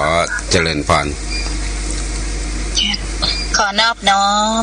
แด่พระรัตนตรัยขอกราบนมัสการพระเดชพระคุณหลวงพ่อด้วยความเคารพเป็นอย่างยิ่งเจ้าค่ะและขอกราบนมัสการพระเถรานุเถรนะก็ขออนุโมทนาเมื่อวานนี้ใครส่งมาเมื่อแล้วก็คุณโยมคุณโยมสมบัติจิตบรรจงที่สิงห์บุรีทุกวันพระละ200 บาทโอ้อนุโมทนาสาธุนิยมนะเมื่อวานใครส่งมาไม่รู้ 3,000 บาทแจ้งเลยนิยมนะขออนุโมทนาที่ได้เข้ามาร่วมช่วยทางวัดป่าสะพานสองค่าไฟน่าจะมาวันนี้ปกติ16-17นี่ค่าไฟมานะค่าไฟมาก็ฝนตกยมนะฝนตกแป๊บตกแต่เมื่อวานวันนี้ก็มาตกมาอีกนะแต่ตกนิดหน่อยไม่ได้ตกหนักอะไรตกพดินชุ่มเปียกๆนะตกแป๊บตกนานนี่ก็ประมาณนั้นน่ะก็แต่ก็อากาศก็เย็นดีตอนนี้ที่วัดป่าสะพานสองก็มีโยมมาจำศีลอยู่หลายคนไม่ได้เช็คดูว่าทั้งหมดเท่าไหร่มีโยมก็มาจำศีลคือมานอนอยู่ที่วัดนี่โยมแล้วก็ตอนเย็นก็ให้ไปสวดมนต์ในโบสถ์เพื่อคือโบสถ์ของเราเนี่ยโบสถ์ศาลากุฏิก็ตามถ้าเราไม่ได้ใช้สอยมันจะเศร้าหมองขี้ฝุ่นจักมลทินถ้าเราไปใช้มันก็จะเกิดเป็นมลแก่คนสร้างคนทำด้วยแล้วก็จะได้ดูแลความสะอาดด้วยเช่นพระประธานฝุ่นจับไหมโบสถ์ปัดกวาดเช็ดถูหยับนั่งสบายไม่มีฝุ่นก็จะถือโอกาสได้ทำความสะอาดด้วยนะถ้าไม่ไปใช้สอยเนี่ยโยมเหมือนบ้านล้างเลยนะบ้านล้างไม่มีคนอยู่ก็แลดูรกฝุ่นก็จับหญ้าก็ขึ้นนะเป็นที่อาศัยของสัตว์เลื้อยคลานมีหนูมีตะขาบแมงป่องงูก็จะเข้าไปอยู่อาศัยเพราะนั้นมลทินของบ้านก็คือเป็นอย่างนี้ความเกียจค้านเป็นมลทินของบ้านนะมลทินของมนก็คือไม่ท่องบนไม่สาธยายถ้าเราไม่สวดมนต์นะเดี๋ยวก็ลืม บทที่เราได้มันก็จะลืมไปอ้าวหายไปปิดเครื่องฮะปิดเครื่องเหรออ้าว เสียงหายเจ้าค่ะหลวงพ่อเหรออ่ะกลับมาแล้วน้าตาก็เลยสั่งให้ปิดเครื่องเผื่อว่าจะรีเซ็ตอะไรขึ้นมาใหม่แสดงเสียงกลับมาแล้วเจ้าค่ะเนี่ยเชิญค่ะตอนนี้ก็มีพวกโยมเข้ามาจำศีลอยู่หลายคนก็มานอนอยู่ที่วัดฝนก็ตกชุ่ม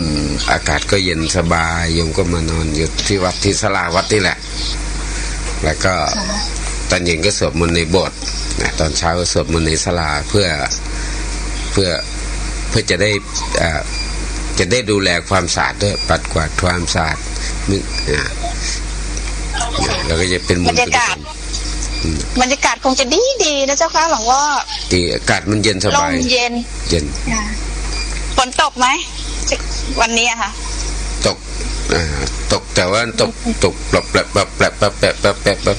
ตกแต่ไม่แรงพอดินเปียกๆชุ่มๆนี่แหละไม่ถึงกับว่าเดิน100 เมตรเนี่ยไม่เปียกทั่วพวกนี้นะ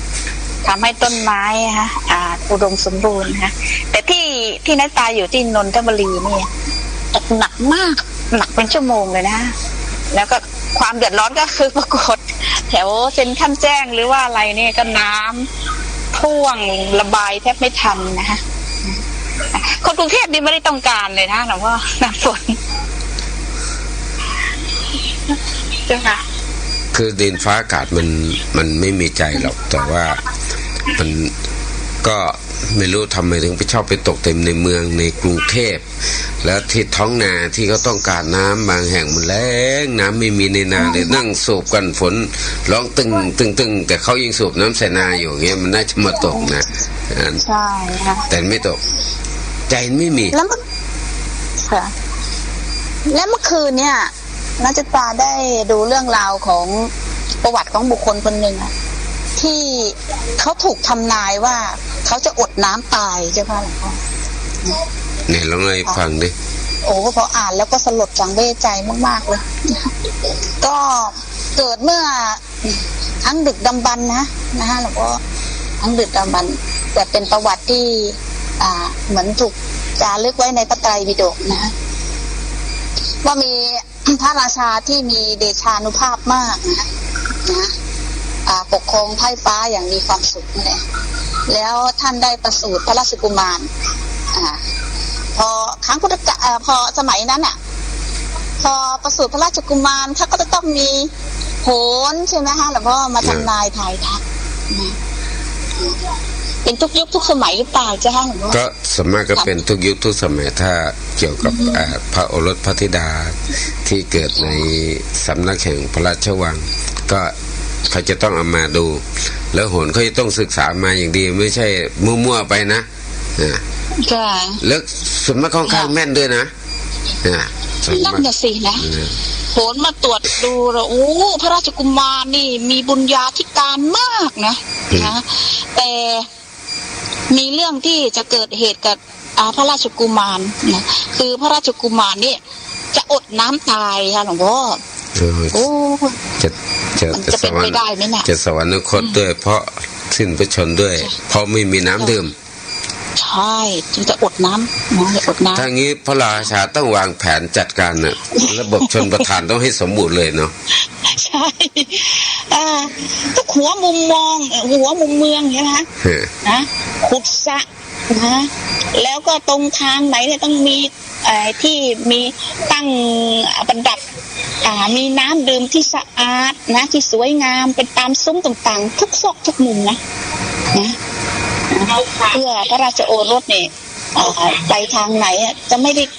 หิวน้ำก็จะได้นะจะมีน้ำตลอดเส้นทางที่จะไปในระบบชนประทานก็มีทั้งขุดสระขุดคลองที่น้ำบ้านทุกหลังต้องตั้งน้ำหม้อน้ำไว้ประจำ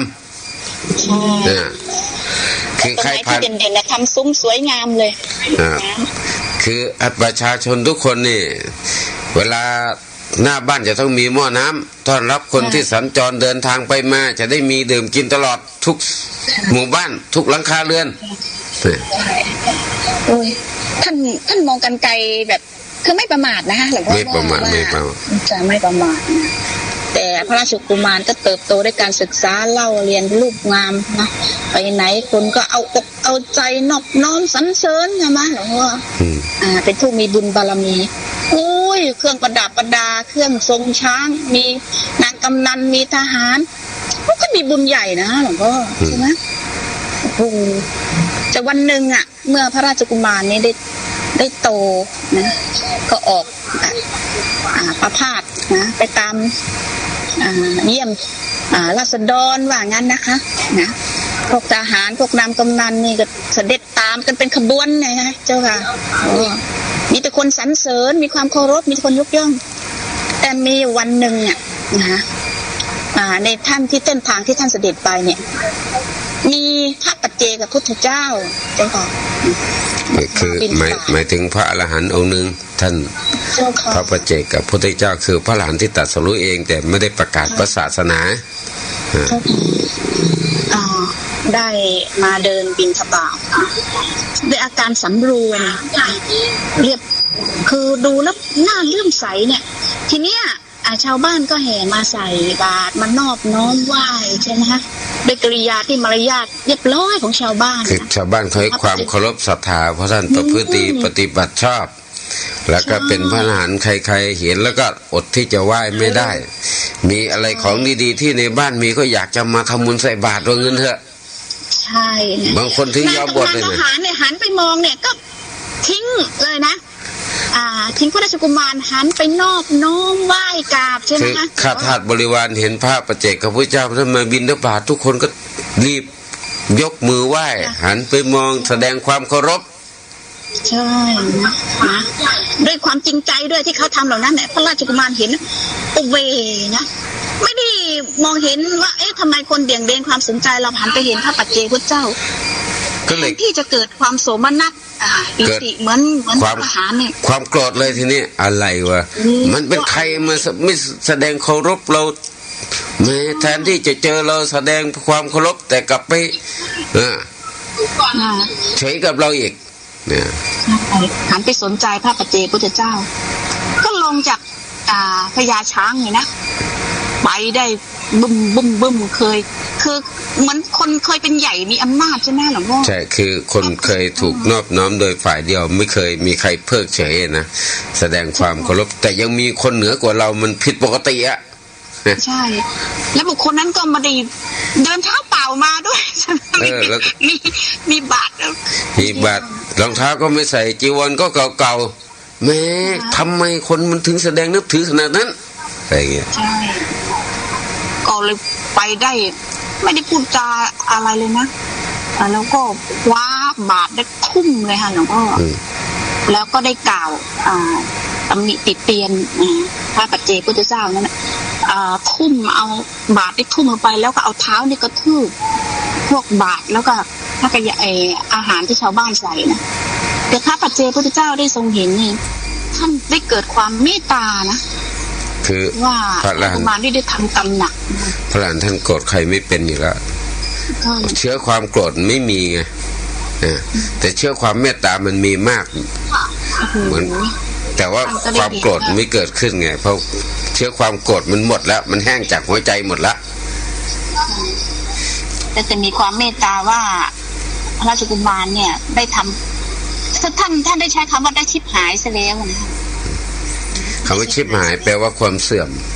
คือพระราชกุมารนี้เสื่อมแล้วชิบหายแล้วคือทำกรรมหนักไปทำลายเบียดเบียนพระอรหันต์อย่างนี้ถือว่าเป็นบาปหนักนะไม่ควรเลยท่านก็เหาะกลับเลยนะฮะกลับไปยังที่สถานที่ท่านอยู่พระราชกุมารนั้นไม่ได้ละง้อยเลยฮะหลวงพ่อไม่ได้เกิดความสลดสังเวชใจเลยนะแต่พอพระปัจเจกพุทธเจ้าเสด็จกลับเกิดความหิวน้ำใช่ไหมกระหายน้ำอย่างแรงเกิดการกระหายน้ำอย่างรุนแรงแล้วมีความร้อนร้อนนะทั่วสารพังกายเลยนะแล้วก็ไฟนรกเผาต้องการเสวยน้ำต้องการเสวยน้ำก็บอกพวกทหารก็วิ่งไป ไปดูน้ำจะตักน้ำมาให้เสวยน้ำที่เคยเต็มสระเต็มเลยแห้งหมดเลยน้ำก็แห้งลงทันทีหาน้ำไม่เจออีกน้ำไม่เจอเลยพระราชกุมารก็ทุกขเวทนาบีบคั้นแบบหลงไปทั่วสุดท้ายก็เหมือนถูกธรณีสูบสวรรคตนะตรงนั้นนะคือว่าใจมันแตกสลายนะเจ้าค่ะแล้วก็กรรมมันเสียดเพลงก็เกิดจากความโกรธนะเกิดความโกรธนักศึกษาก็เลยโอ้ไอความโกรธเนี่ยมันถ้าเราคุมมันไม่ได้นะมันทำลายทุกสิ่งทุกอย่างเลยนะเหมือนเรื่องของพระราชกุมารคืออย่างพระหลานท่านก็เดินบิณฑบาตของท่านปกติใช่ไหมโดยธรรมดาพระหลานเกิดมาเนี่ยอุบัติขึ้นมาเพื่อประโยชน์แก่มนุษย์และเทวดาการที่จะทำลายมนุษย์แค่เจอท่านยกมือขึ้นไหว้ก็เป็นบุญเนี่ยแล้วก็ท่านอิจฉาใครไม่เป็นเลยพระหลานอิจฉาใครไม่เป็นเบียดเบียนใครไม่เป็นนะมีแต่เมตตามีแต่ประโยชน์เกื้อกูลถ้าใครไปโกรธท่านไปเกลียดท่านเนี่ยโอ้ยแสดงว่าเริ่มกรรมแล้วเพียงแต่คิดนะก็ถือว่าเริ่มเป็นมโนกรรมที่ไม่ดีถ้าถึงกับลงมือเบียดเบียนท่านเช่นทำร้ายท่านกล่าวร้ายท่านหนึ่งเนี่ยถือว่าคนนั้นเนี่ยได้นำตนไปสู่นรกอย่างแท้จริงเลยเร็วด้วยใช่ไหมของพ่อเร็วเพราะว่าผู้ประทุษร้ายคนที่ไม่ผู้ประทุษร้ายพระไม่ต้องเป็นพระหลานนะแค่ผู้มีศีลมีธรรมประทุษร้ายกับบุคคลที่ไม่ประทุษร้ายตอบแค่นี้จะถึงความเสื่อมภายใน7 วัน7 วันนะคือประสบกับความชิบหายภายใน7 วันเลยนะเช่นเสื่อมจากญาติประสบอุบัติเหตุแขนหักขาขาดเจ็บป่วยอย่างมากมีจิตฟุ้งซ่านเป็นบ้าไฟไม่บ้านอะไรเงี้ยนะมันจะต้องเกิดภายใน7 วันเนี่ยถ้าไม่ใช่พระอรหันต์นะ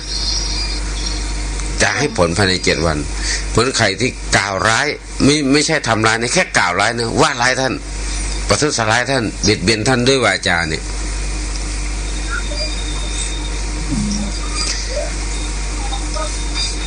ก่อนเข้ารายการจะมาไปดูติดข่าวสารบ้านเมืองมีอะไรเนาะมันมีข่าวหนึ่งสสคนหนึ่งคงเอามาพูดคงไม่เป็นไรเพราะเราเป็นประชาชนเนี่ยสามารถวิจารณ์สสได้โดยสุจริตคือเขาว่าพระอยู่ที่วัดเนี่ยให้คนกราบเสร็จแล้วพระจะไปกราบทำไมสังเวชนีสถานทั้ง4 ตำบล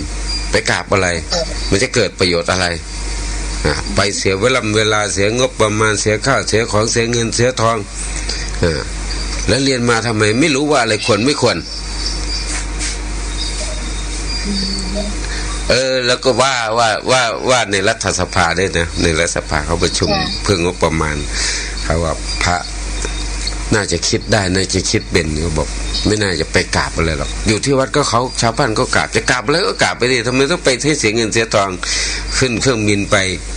เสียเงินเสียทองทั้งไปทั้งกลับหมดประมาณเท่าไหร่แล้วคิดเองไม่ได้ไงอะไรทำนองเนี่ยชื่ออะไรไม่ได้จำไม่ได้สอจริงๆในพระไตรปิฎกมันเป็นอย่างนี้นะเชตาเอาพระไตรปิฎกในมหาปรินิพพานสูตรนะองค์สมเด็จพระสัมมาสัมพุทธเจ้าได้ตรัสกับพระอานนท์กับภิกษุทั้งหลายในวันนั้นว่าถ้าทุกครั้งเนี่ยคนที่มาในตอนที่พระพุทธเจ้ามีชีวิตอยู่เนี่ยใครๆมาเห็นก็ไม่ได้กราบพระพุทธเจ้าใช่ไหมใช่แค่ได้เห็นพระพุทธเจ้าเดินมาทุกคนก็นั่งลงแล้วก็กราบไหว้ก็เป็นบุญใหญ่เราไม่มีอะไรที่จะใส่บาตรเราได้กราบได้ไหว้ได้ฟังธรรมก็เป็นบุญนะแต่ถ้าพระเจ้าปรินิพพานไปแล้วเนี่ย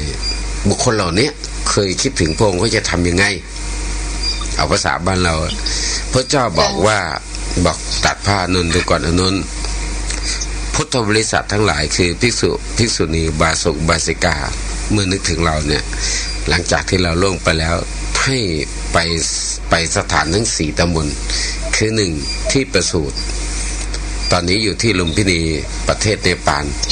2ที่ตรัสรู้พุทธคยาที่อินเดีย3ที่แสดงปฐมเทศนาที่พาราณสี4ที่ปรินิพพาน ที่กุชินาราทั้ง4ตำบลเนี้ยด้วยจิตที่ศรัทธาเลื่อมใสหลังจากตายเพราะกายแตกสุคติย่อมเป็นที่ไป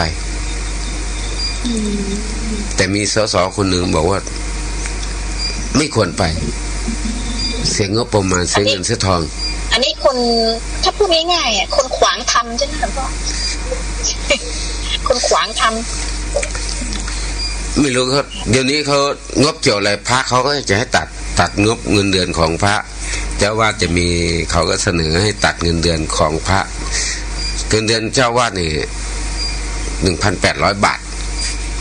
ก็ไม่ได้มากนะคะหลวงพ่อเขาก็จะให้ตัดเพราะว่าพระก็ชาวบ้านใส่บาตรให้ฉันอยู่แล้วพระไม่จำเป็นต้องใช้เงินไม่ต้องไปทำอะไรพระอยู่จะเอาไปทำไมเงินทองไม่ต้องไปทำบุญไม่ต้องไปใส่บาตรไม่ต้องให้อะไรเงี้ยนะเขาก็ว่าไปโอ้ว่าหนักก็เลยย่อมมีความคิดเห็นเป็นประการใดตัดเงินแล้วต่อไปถ้าเขางดอย่างนี้สมมติงดมาเงินเดือน1,800อย่างนี้นะของพระก็ต้องให้งดแล้วค่าไฟเจ้าวาดส่วนมากก็เอาเงินเดือนตนเองในจ่ายค่าไฟอ่ะต่อไปเขาคงตัดน้ำตัดไฟเป็นพระต้องสละทุกอย่างอะไรทำนองนั้นหรือเปล่าคือแต่มาว่าใจแคบไปหน่อยสสคนนี้ในใจแคบไปหน่อยมันแคบมากเลยไม่ได้แคบไปหน่อยนะคะแคบเยอะเลยเยอะนั่นแหละเพราะว่างานพระศาสนาเนี่ยถ้าขาดเงินก็เดินไปไม่ได้ในชาติสมมติว่าการศึกษาพระก็ต้องตำราเรียนหนังสือเรียนนี่นะหนังสือเรียนหนังสือสวดมนต์หนังสือทำวัดแล้วก็อะไรต่างตลอดทั้งค่าน้ำค่าไฟอย่างสถานีวิทยุเนี่ยโอ้ถ้าโยมบอกอุ้ยพระไม่ต้องใช้เงินอะไรเงี้ยนะงดไม่ต้องบริจาคมาอาตมาได้ปิดสถานีเลยนะปิดเลยนะตู้เย็นก็ต้องถอดพัดลมก็ต้องถอดนะมันต้องถอดออกหมดเลยเพราะว่าไม่งั้นอยู่ไม่ได้นะอะไรประมาณนี้แล้วก็มีอีกเรื่องหนึ่งอ่ะหน้าตาดูทีวีแล้วสลดใจมากเลยเจ้าค่ะหลวงพ่อคือมีเด็กที่เรียนน่ะเกรดดีนะคะหลวงพ่อแต่เขาต้องการเกรด4ทุกวิชาเนี่ยทีนี้ผลการที่เขาเรียนออกมาแล้วครูผู้ให้เกรดก็เอาเกรดมาให้ดูเขาไม่พอใจก็ถามครูย้ำนักย้ำหนาครูก็บอกว่ามันได้แค่3.8อะไรเงี้ยมันไม่เต็มโอ้ทุบไอ้ครูอ่ะหลวงพ่อแล้วเขากำลังเป็นหนุ่มเนาะครูนี่ระบบไปหมดเลยยับเยินก็เด็กมันอายุ17 ปีก็ตัวใหญ่กว่าครูตัวเล็กกว่าแล้วก็เรี่ยวแรงก็มากกว่าครูแต่สติปัญญามันน้อยกว่าแล้วก็กระทบตีประทุษร้ายครูอันนี้ก็คือเป็นสาเหตุส่วนหนึ่งที่สังคมเราถอดวิชาศีลธรรมออกจากตำราเรียนใช่มันก็เลยเป็นเหตุเน้นจะให้เขาเก่งนะเน้นเก่งเรื่องวิชาจริงๆมันต้องความดีอันดับหนึ่งความสามารถเนี่ยต้องลองการเรียนดีอันดับหนึ่งต้องความดีพฤติกรรมดีมารยาทดีนั่นแหละถึงจะได้ที่ครูก็ไม่มีคือใครก็ช่วยไม่ได้อ่ะเด็กมันไวอ่ะแล้วทุกคนไม่ไปช่วยไม่ได้เนี่ยครูก็ไม่อยากไปสอนแล้วท้อแท้นะจะลาออกมีสายเข้าเดี๋ยวรับสายกันแล้วเจริญพรกลับมาเมื่อการแล้วครับหลวงพ่อโอ้โหโยมได้ยินแล้วใจมันเดือดปุดเขาเป็นอะไรของเขาคือเขาเห็นว่าพระทำเสียเยอะจริงๆก็พระเสียก็มีแต่ว่า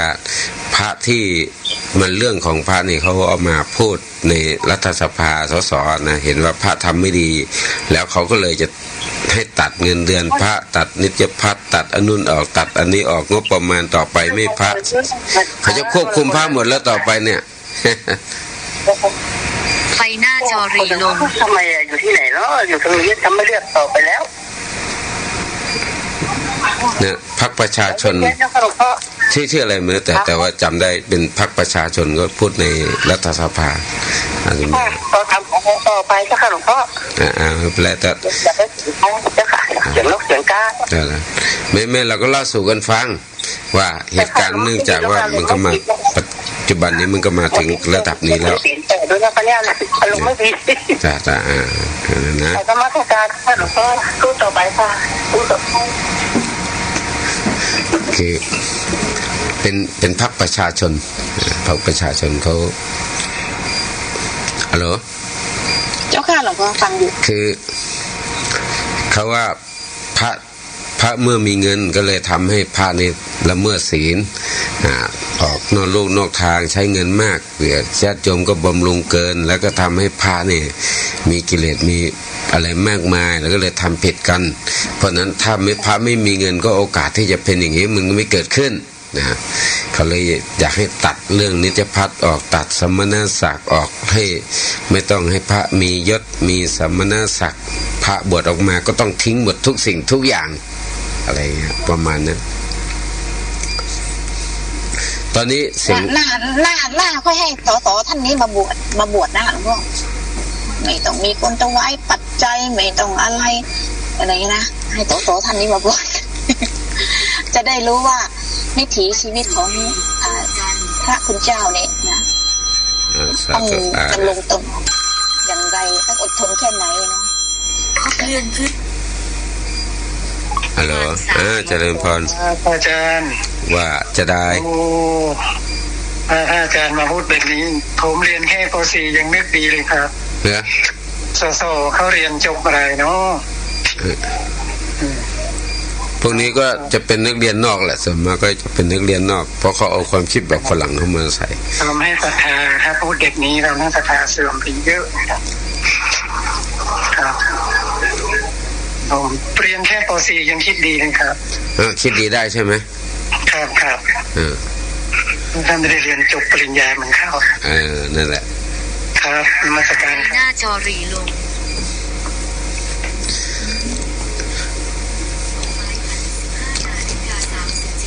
คือบางทีเราไม่เข้าใจการทำงานเนี่ยปัจจุบันนี้นักศึกษาถ้าการทำงานถ้าขาดเงินนี่นะหมายว่าเงินเนี่ยถ้าเราใช้ให้ถูกทางมันก็เป็นประโยชน์มหาศาลนะใช่แต่ถ้าใช้ผิดอ่ะมันก็ผิดอย่างวัดคือพระที่เขามีเงินเป็นล้านน่ะในประเทศไทยมีไม่กี่รูปหรอกมีไม่กี่รูปนะส่วนมากมีเป็นร้อยแบบอย่างวัดบ้านนอกเราเนี่ยนะวัดบ้านนอกตามอย่างเช่นตามบ้านนอกตามชนบทก็ไปเข้าประชุมนี่เจ้าวัดเขามีนิติพัฒน์ก็เรียกว่านิติพัฒน์หรือเงินเดือนนี่นะแต่ละ1,800ก็ค่าน้ำมันรถนี่แหละที่ไปค่าน้ำมันรถค่าเอกสารค่านู่นค่านี่กว่าจะครบเดือนมาค่าไฟมาอีกแล้วค่าไฟมา 1,000 บาทเนี่ยก็ต้องเอาเงินเดือนนี้นะจ่ายนะเจ้าหลวงพ่อ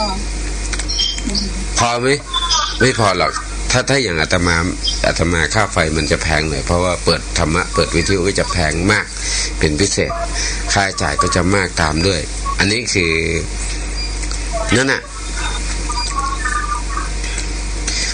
ถ้าเราถอดวิชาศิลธรรมออกจากตำราเรียนนะถ้าไม่เอากลับคืนมาเขาถอดตั้งแต่ปี2521วิชาศิลธรรมแต่ก่อนก็เป็นวิชาหลักที่ต้องเรียนแต่ก่อนมีการสวดมนต์ธรรมะสวดมนต์เย็นนะก่อนเด็กเลิกเรียนต้องสวดมนต์เย็นอะไรเงี้ยเขาก็ให้ออกไม่ให้สวดละแต่ต่อไปแต่ก่อนนี้เคยท่องบทสุดคูณบทอะไรนะมาตราต่างๆก่อนเลิกเรียนสารพันยักษ์ของพระรัตนตรัยน่ะสรรเสริญพุทธพจน์ธรรมประสงค์ที่แปลเป็นไทยนะหลวงพ่อนักตายจำได้เลยนะนั่นแหละเขาสวดทุกวันก็ทำให้เด็กเก่งนะทุกวันนี้เขาไม่เด็กไปทำเป็นการบังคับเด็กเขาก็ปลดอันนั้นออกปลดอันนี้ออกเด็กก็ขาดคุณภาพเลยทีนี้ไม่ให้ท่องจำไม่ให้จำให้เด็กจะคิดอะไรอย่างเงี้ยเนี่ยก็เลยทำให้คุณภาพการศึกษามันต่ำลงตกลงไปเพราะวิชาศิลธรรมออกไปเนี่ยไม่งั้นเรื่องเหล่านี้ก็ไม่เกิดขึ้นหรอกที่เด็กจะประทำคือเราต้องให้เคารพครูวันนั้นจะมาไปสอนนักศึกษากศนนักเรียนกศนน่ะ คือการศึกษานอกระบบนอกโรงเรียนนะครูก็อายุประมาณ35 ปี35 ปีประมาณนี้ส่วนนักเรียนเนี่ย40 มั่ง50 มั่งนะไปเรียนเช่นเขาไปเรียนต่อเนี่ยต่อม3 ม5 ม6อะไรเงี้ยนะนักเรียนไม่กล้าไหว้ครูเพราะครูอายุน้อยกว่าอาตมานักศึกษาเห็นเป็นประการใดถ้าสมมตินักเรียนไม่แสดงความเคารพครูตีว่าครูอายุน้อยกว่าอย่างเงี้ยนักเรียน50อายุ50แต่ครูอายุ30อย่างเงี้ยมันก็จะดูเป็นการมันผิดปกตินะ เพราะว่าคนที่เป็นครูบาอาจารย์มาเนี่ยเขาศึกษาเล่าเรียนมาใช่ไหมเพื่อจะมาถ่ายทอดความรู้ให้เราซึ่งเราไม่มีตรงนั้นนะเขาถ่ายทอดสิ่งดีๆให้เราใช่ไหมหลวงพ่อเขาเป็นครูของเรานะเราต้องไหว้ในคุณวุฒิของเขานะคะแล้วก็ไม่ได้ไหว้ว่าเขาเป็นเด็กกว่าเราแต่ไหว้ในคุณของเขาที่เขามีความรู้ที่จะเอามาถ่ายทอดให้เราซึ่งเป็นสิ่งที่ดีนี่แหละอาตมาก็ไปสอนเขาก็บอกว่าคนควรไหว้มันเป็นอย่างนี้นะบอกครูฟังทางนี้ครูก็อยู่นั่นเลยนักเรียนฟังทางนี้คนที่ทั้งครูด้วยขอสอนครูทั้งครูและนักเรียนด้วยบุคคลที่เราควรไหว้มีอยู่อย่างนี้ถ้าเป็นพระเขาไม่ได้ไหว้ตรงที่สัมมนาศักดิ์เป็นพระครูเป็นเจ้าคุณแต่เราไหว้กันตามพรรษาพระแสดงความเคารพตามพรรษาใครบวชก่อนอันนี้เป็นพุทธบัญญัตินะไม่ใช่อาตมาคิดเองนะปัญญาอาตมาคิดเองไม่ได้หรอกเอาตามพุทธบัญญัติพระเจ้าบอกให้ไหว้กันตามพรรษาใครบวชก่อนถือว่าคนนั้นเราควรไหว้คนนั้นพระไหว้เฉพาะพระด้วยกันเท่านั้นนะส่วนสามเณรก็ควรที่จะไหว้พระไม่ควรไหว้เณร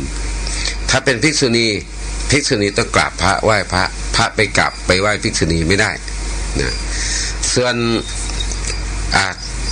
ภายนอกบุคคลที่ควรเคารพ1ด้วยชาติด้วยตระกูลอันดับแรกนะด้วย2ด้วยคุณ3ด้วยวัย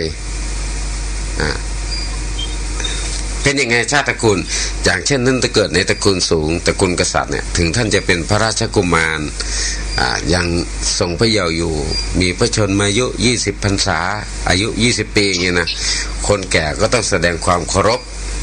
เขาสมมติว่าคนเหล่านี้เป็นสมมุติเทพอันนี้ด้วยชาติด้วยตระกูล2ด้วยคนคือคุณเขามีคุณความดีกว่าอย่างเช่นเขาเป็นครูเนี่ยเราเป็นนักเรียนน่ะครูเขาจะอายุ30แต่นักเรียน50นักเรียนต้องแสดงความเคารพครูถ้านักเรียนไม่แสดงความเคารพครูไม่ควรสอนเราไม่ควรสอนถ้าเขาไม่แสดงความเคารพครูไม่ควรสอนไม่ควรถ่ายทอดวิชาให้เพราะวิชาตอนนั้นเป็นมันไม่ให้คนนั้นเจริญขึ้นใช้ไม่ได้วิชาคนให้วิชาต้องสูงกว่านะอันนี้เคารพตามวัยเคารพตามวัยอย่างเช่นครูจะไปไหว้นักเรียนไม่ได้ผิดต้องนักเรียนไหว้ครูเนี่ยมันต้องศึกษาอาตมาก็เลยได้ไปสอนเล่าให้นักเรียนฟังเล่าให้ครูฟังในที่นั้นแต่ถ้าในทั่วไปเราต้องไหว้ตามวัยอย่างเช่นเราอายุ20ก็ต้องไหว้คนที่อายุ21 25 30อย่างนี้เราต้องเป็นเด็กกว่าใช่ไหมค่ะอันนี้คืออันนี้ที่หลังสุดแต่ตอนนี้เขาเป็นครูเราก็ต้องไหว้เขาเพราะฉะนั้นเด็กนักเรียนที่ไปทำร้ายครูถือว่าทำบาปหนักค่ะหลวงพ่อทำบาปหนักเด็กโอ้โหขนาดเป็นครูแล้วเป็นเพื่อนอะไรที่เราจะไม่ถูกใจหน่อยก็ไม่อาละวาดไม่ทุบเหรอนะอัตยาศัยน่ากลัว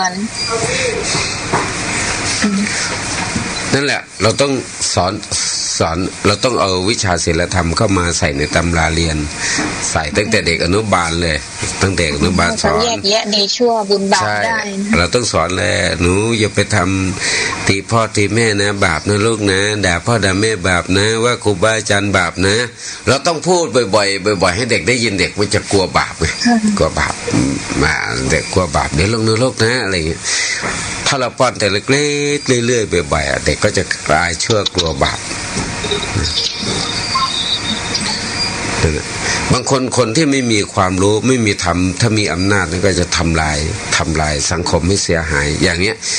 เขาเป็นรัฐมนตรีก็ถอดวิชาศีลธรรมออกถอดวิชาประวัติศาสตร์ของประเทศออกไปเห็นไหมเนี่ยเขามีอำนาจเขาถอดได้แต่ก็ไม่เอาเข้ามาอีกนะแปลกถอดออกไปแล้วใครๆก็ไม่เห็นด้วยเอาเข้ายากเวลาถอดแล้วถอดได้แปลกไหมอันนี้คืออันหนึ่งนะแล้วก็อย่างเช่นมันอย่างเช่นเนี่ยปล่อยให้เขามาด่าพระในรัฐสภาเนี่ยว่าพระเสียหายสสก็นิ่งแต่พอเขาว่าไอ้พวกเดียวกันหน่อยมันค้านแล้วเถียงอีกคนนั้นประท้วงคนนี้ประท้วงมันว่าพระเพลินไม่มีใครประท้วงเลยนะมาก็ฟัง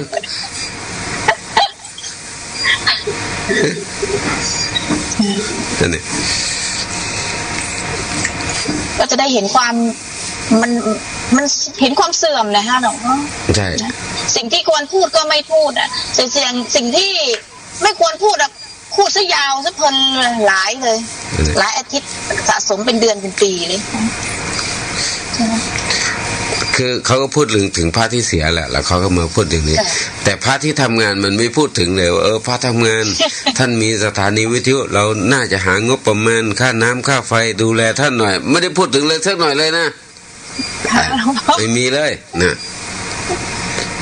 มีแต่จะตัดออกอย่างเดียวมีแต่ตัดงบประมาณมีตัดอย่างนี้ออกไปอย่างเดียวนะจริงๆเราก็อยู่ด้วยประชาชนนั่นแหละคือตอนนี้เราอยู่ได้ที่วัดทุกวัดที่สร้างเนี่ยไม่ได้งบเงินคงหลวงหรอกสร้างวัดขึ้นมางบของชาวบ้านจากคุณยายคุณตาบ้านนอกไปเมืองบ้างคนรวยบ้างคนจนบ้างหยิบยื่นเข้ามาช่วยเหลือด้วยแรงศรัทธาอย่างวัดป่าสะพานสองเกิดขึ้นก็ไม่ได้เกิดจากงบประมาณของหลวงแต่เกิดจากงบประมาณของคุณยายคุณตาพ่อค้าแม่ขายชาวบ้านจากคนที่มีศรัทธาเนี่ยรวมๆกันมาคน100มั่งคนพันมั่ง20 บาทมั่งบาท2 บาทมั่งไม่ใช่เยอะนะแต่มันหลายคนเฉยบางคนไม่มีก็เอาแรงมาทำนะใช่บางคนก็เอาเรี่ยวแรงมาช่วยกันเนี่ยก็ถือว่าเราอยู่ได้เพราะประชาชนเป็นส่วนใหญ่ก็อย่างกองทัพเป็นไหมกองทัพนี่เขาก็พอกิจเร่งด่วนพวกเขาประกาศทัพ2ประกาศปั๊บอยากได้ลวดหนามชาวบ้านลุมกันเลยนะช่วยกันพอเลยเขาศรัทธาทหารนะศรัทธาทหารที่เสียสละนะก็หลับขับกันนอนเดี๋ยวนี้ทหารเป็นพระเอกในหัวใจนะไปที่ไหนเขาให้กินฟรีเลยนะมันบางทีมันก็ปลื้มเนี่ยอย่างเนี้ยทหารไปลงไปปุ๊บเข้าร้านอาหารโอ้ยไม่ขายกินเลยสั่งจะกินเลยสั่งฟรีวันนี้อะไรเงี้ยมันก็ปลื้มใจใช่ไหมเนี่ยทหารก็ดีใจนะบางทีเขาจริงๆเขาก็ไม่อยากจะไปกินฟรีหรอกแต่เขาก็เห็นชาวบ้านช่วยอย่างหนึ่งเขาก็รู้สึกดีใจนะก็มีกำลังใจใช่ไหมนั่นแหละใช่เป็นกำลังใจอย่างดีเพราะนั้นพวกเราถ้ารักกันสมานสามัคคีกันเนี่ยคนในชาติบ้านเมืองเราก็เจริญไวก็ดี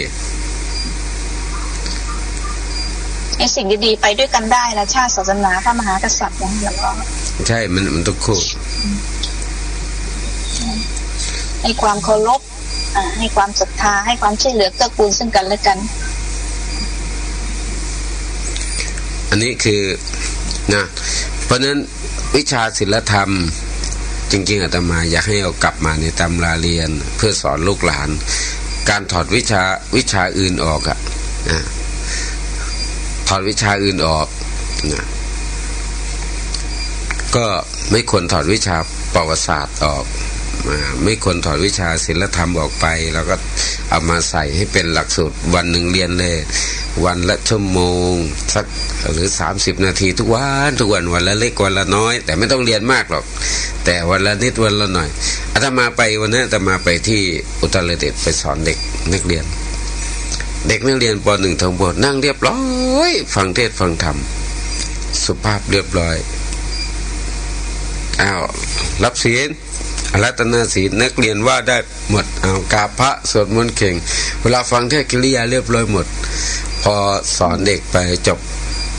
แล้วก็เลยไปนั่งคุยกับครูเขาสอนทุกวันเด็กก็เลยรู้เนี่ย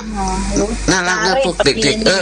ด็กป .1 ป .2 ป .3 ป .4 ป .5 ป .6 เรียบร้อยอันนั้นไปทำไมเด็กโรงเรียนนี้เรียบร้อยขนาดนี้ก็เลยได้คุยกับครูทำไมครูทำยังไงครูก็สอนกันทุกชั้นสอนหมดเลยก่อนเรียนตอนเช้าสวดมนต์เสร็จก็นั่งสมาธิไม่นั่งมากหรอกแต่นั่งนาทีนึงคือเด็กเล็กมันนั่งนานไม่ได้ใช่ไหมนาทีหนึ่งมั่ง2 นาทีมั่งแล้วก็ปลูกฝังสั่งสอนทุกวันมันซึมเข้าเป็นอัตโนมัตินะใช่มันถึงเวลาเป็นอัตโนมัติต้องทำอย่างนี้นะนั่นแหละอาตมาไปแทบทั่วทั้งจังหวัดก็เลยรู้ว่าเด็กโรงเรียนไหนเป็นยังไงเนี่ยมันก็เลยรู้ก็เลยเข้าใจก็ทำดีอย่างเงี้ยนะพระตานึกถึงพระตาสอนลูกนะว่าก่อนนอนต้องไหว้หมอนั่นแหละคือว่านึกถึงพระนะอาราหังนะโมตัสสะพอจะเข้านอนนะคะหลวงพ่อเขาจะนั่งเลยเขาจะนั่งเขาไม่นอนเขาจะไม่รีบนอนเขาก็จะนั่งนะโมตัสสะอาราหังเนี่ยก็จะเป็นอัตโนมัตินะมันคือการทำความดีมันต้องทำบ่อยๆนะทำบ่อยๆแล้วก็ทำซ้ำๆทำบ่อยๆจนเป็นนิสัยเป็นสันดานอย่างลึกและทีนี้ถึงจะทะเลถลายไปนอกลู่นอกทางบ้างแต่เดี๋ยวมันจะกลับมาอีกเพราะความดีมันจะเหนี่ยวรั้งอย่างเช่นอาตมานึกถึงพระนางปตจาราภิกษุณีนะนางเป็นพระอรหันต์นะแต่ก่อนเป็นพระนางก็บ้าเป็นคนบ้าเป็นโรคเศรษฐีแล้วก็ไปได้สามีเป็นคนจนเป็นทาสรับใช้ก็จนกับพอได้สามีจนก็จนไปตามสามีอีกดวงชะตาพอผ่านจากนั้นก็มาเป็นคนบ้าอีกแต่ด้วยบุญของนางที่สะสมไว้ให้นางไปเจอพระพุทธเจ้าแทนที่คนบ้าจะเดินเข้าป่าเดินลงห้วยลงคลองเดินเข้าหาเสือเอาไปกินใช่ไหมแต่เพราะบุญของนางน่ะโดนบันดาลให้นางเข้าไปหาพระพุทธเจ้าไม่ไปหาใครแล้วนะดิ่งบ้างั้นนะไปหาพระเจ้าพระเจ้าก็ไม่ได้ห้ามด้วยนางที่เป็นถึงกับเป็นพระอรหันต์ไปเจอพระเจ้าได้เป็นพระอรหันต์นั่นคือบุญนะบุญก็เลยบอกว่าเราปลูกฝังสั่งสอนลูกหลานไว้ตอนนี้เล็กๆอย่างนี้นะช่วงหนึ่งเขาอาจฉลับออกไปนอกลู่นอกทางด้วยกำลังของกิเลสของเนี่ยวัยของเวลาของเขานะสภาพแวดล้อมแต่เขาจะกลับมาหาธรรมอีกเหมือนเดิม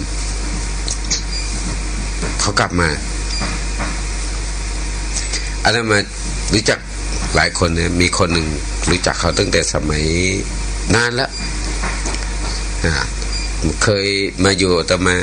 ช่วงหนึ่งเขาทะเลถลายไปเสียผู้เสียคนติดเหล้าติดยาบ้าติดอะไรต่างๆนะพอแรงสังคมข้างนอกบีบคั้นหนักเขากลับมาแล้วก็มาสอนมันก็ไม่รู้จะไปไหนใครก็เกลียดแล้วนะไปไม่รอดแล้วหลวงพ่อไปไม่รอดก็หันกลับมาอาตมาจะอาตมาก็ว่ามันก็เองทำตัวอย่างนี้ใครอย่าไปสนใจวะเนี่ยเรานะมันก็พูดขู่มั่งปลอบมั่งพูดกับเขาดีๆกินข้าวยังครับผมไม่ได้กินอะไรเลยเข้าบ้านไม่ได้ไม่ด่า เอามาม่ากินมีมาม่าในซองต้มมาม่ากินแล้วมาใจเย็นก็นั่งคุยกันบางทีก็ปลอบเข้าใจเขากลับมาดีได้นะมันเพราะตอนเป็นเด็กเขาเคยอยู่กับเราเขานอกลู่นอกทางไปบ้างแต่เขายังคิดถึงธรรมอยู่นะเนี่ยบางทีพ่อแม่ไม่ฟังเราก็ยังดีเรายังเชื่อเขาได้เงี้ยก็คิดถึงอย่างนี้แหละเขามีเชื้อความดีที่เชื้อความดีสะสมมาตอนเด็กนะใช่อย่างอุปการชีวกเจอพระเจ้าตอนตรัสรู้ใหม่แค่เจอนะท่านชื่ออะไรโอ้ยเราเนี่ยเป็นสยามภูตรัสรู้เองโอ้ยเป็นไปไม่ได้สายหัวเลยเดินจากพอตอนหนึ่งแกไปตกระกรรมลำบากชีวิตผันเผลำบากลำบนมากถูกเมียด่าคิดถึงใครคิดถึงพระพุทธเจ้ากลับมาหาอีกได้เป็นพระอรหันต์อีกเห็นไหมน่ะเจอครั้งเดียวนะ โอ้ยคนนั้นรูปร่างหน้าตาหล่อๆงามๆผิวพรรณดีๆบอกว่าเป็นสีชมพูสายตาเมตตาอย่างลึกล้ำใช่ไหมเราไม่เคยเห็นใครดีป่านนั้นเขาก็หันกลับมาอีกเพราะนั้นเราควรเอาเขามาสู่ทางธรรมแต่เล็กๆปลูกฝังไว้วันหนึ่งเขาจะหันงีกลับมานะ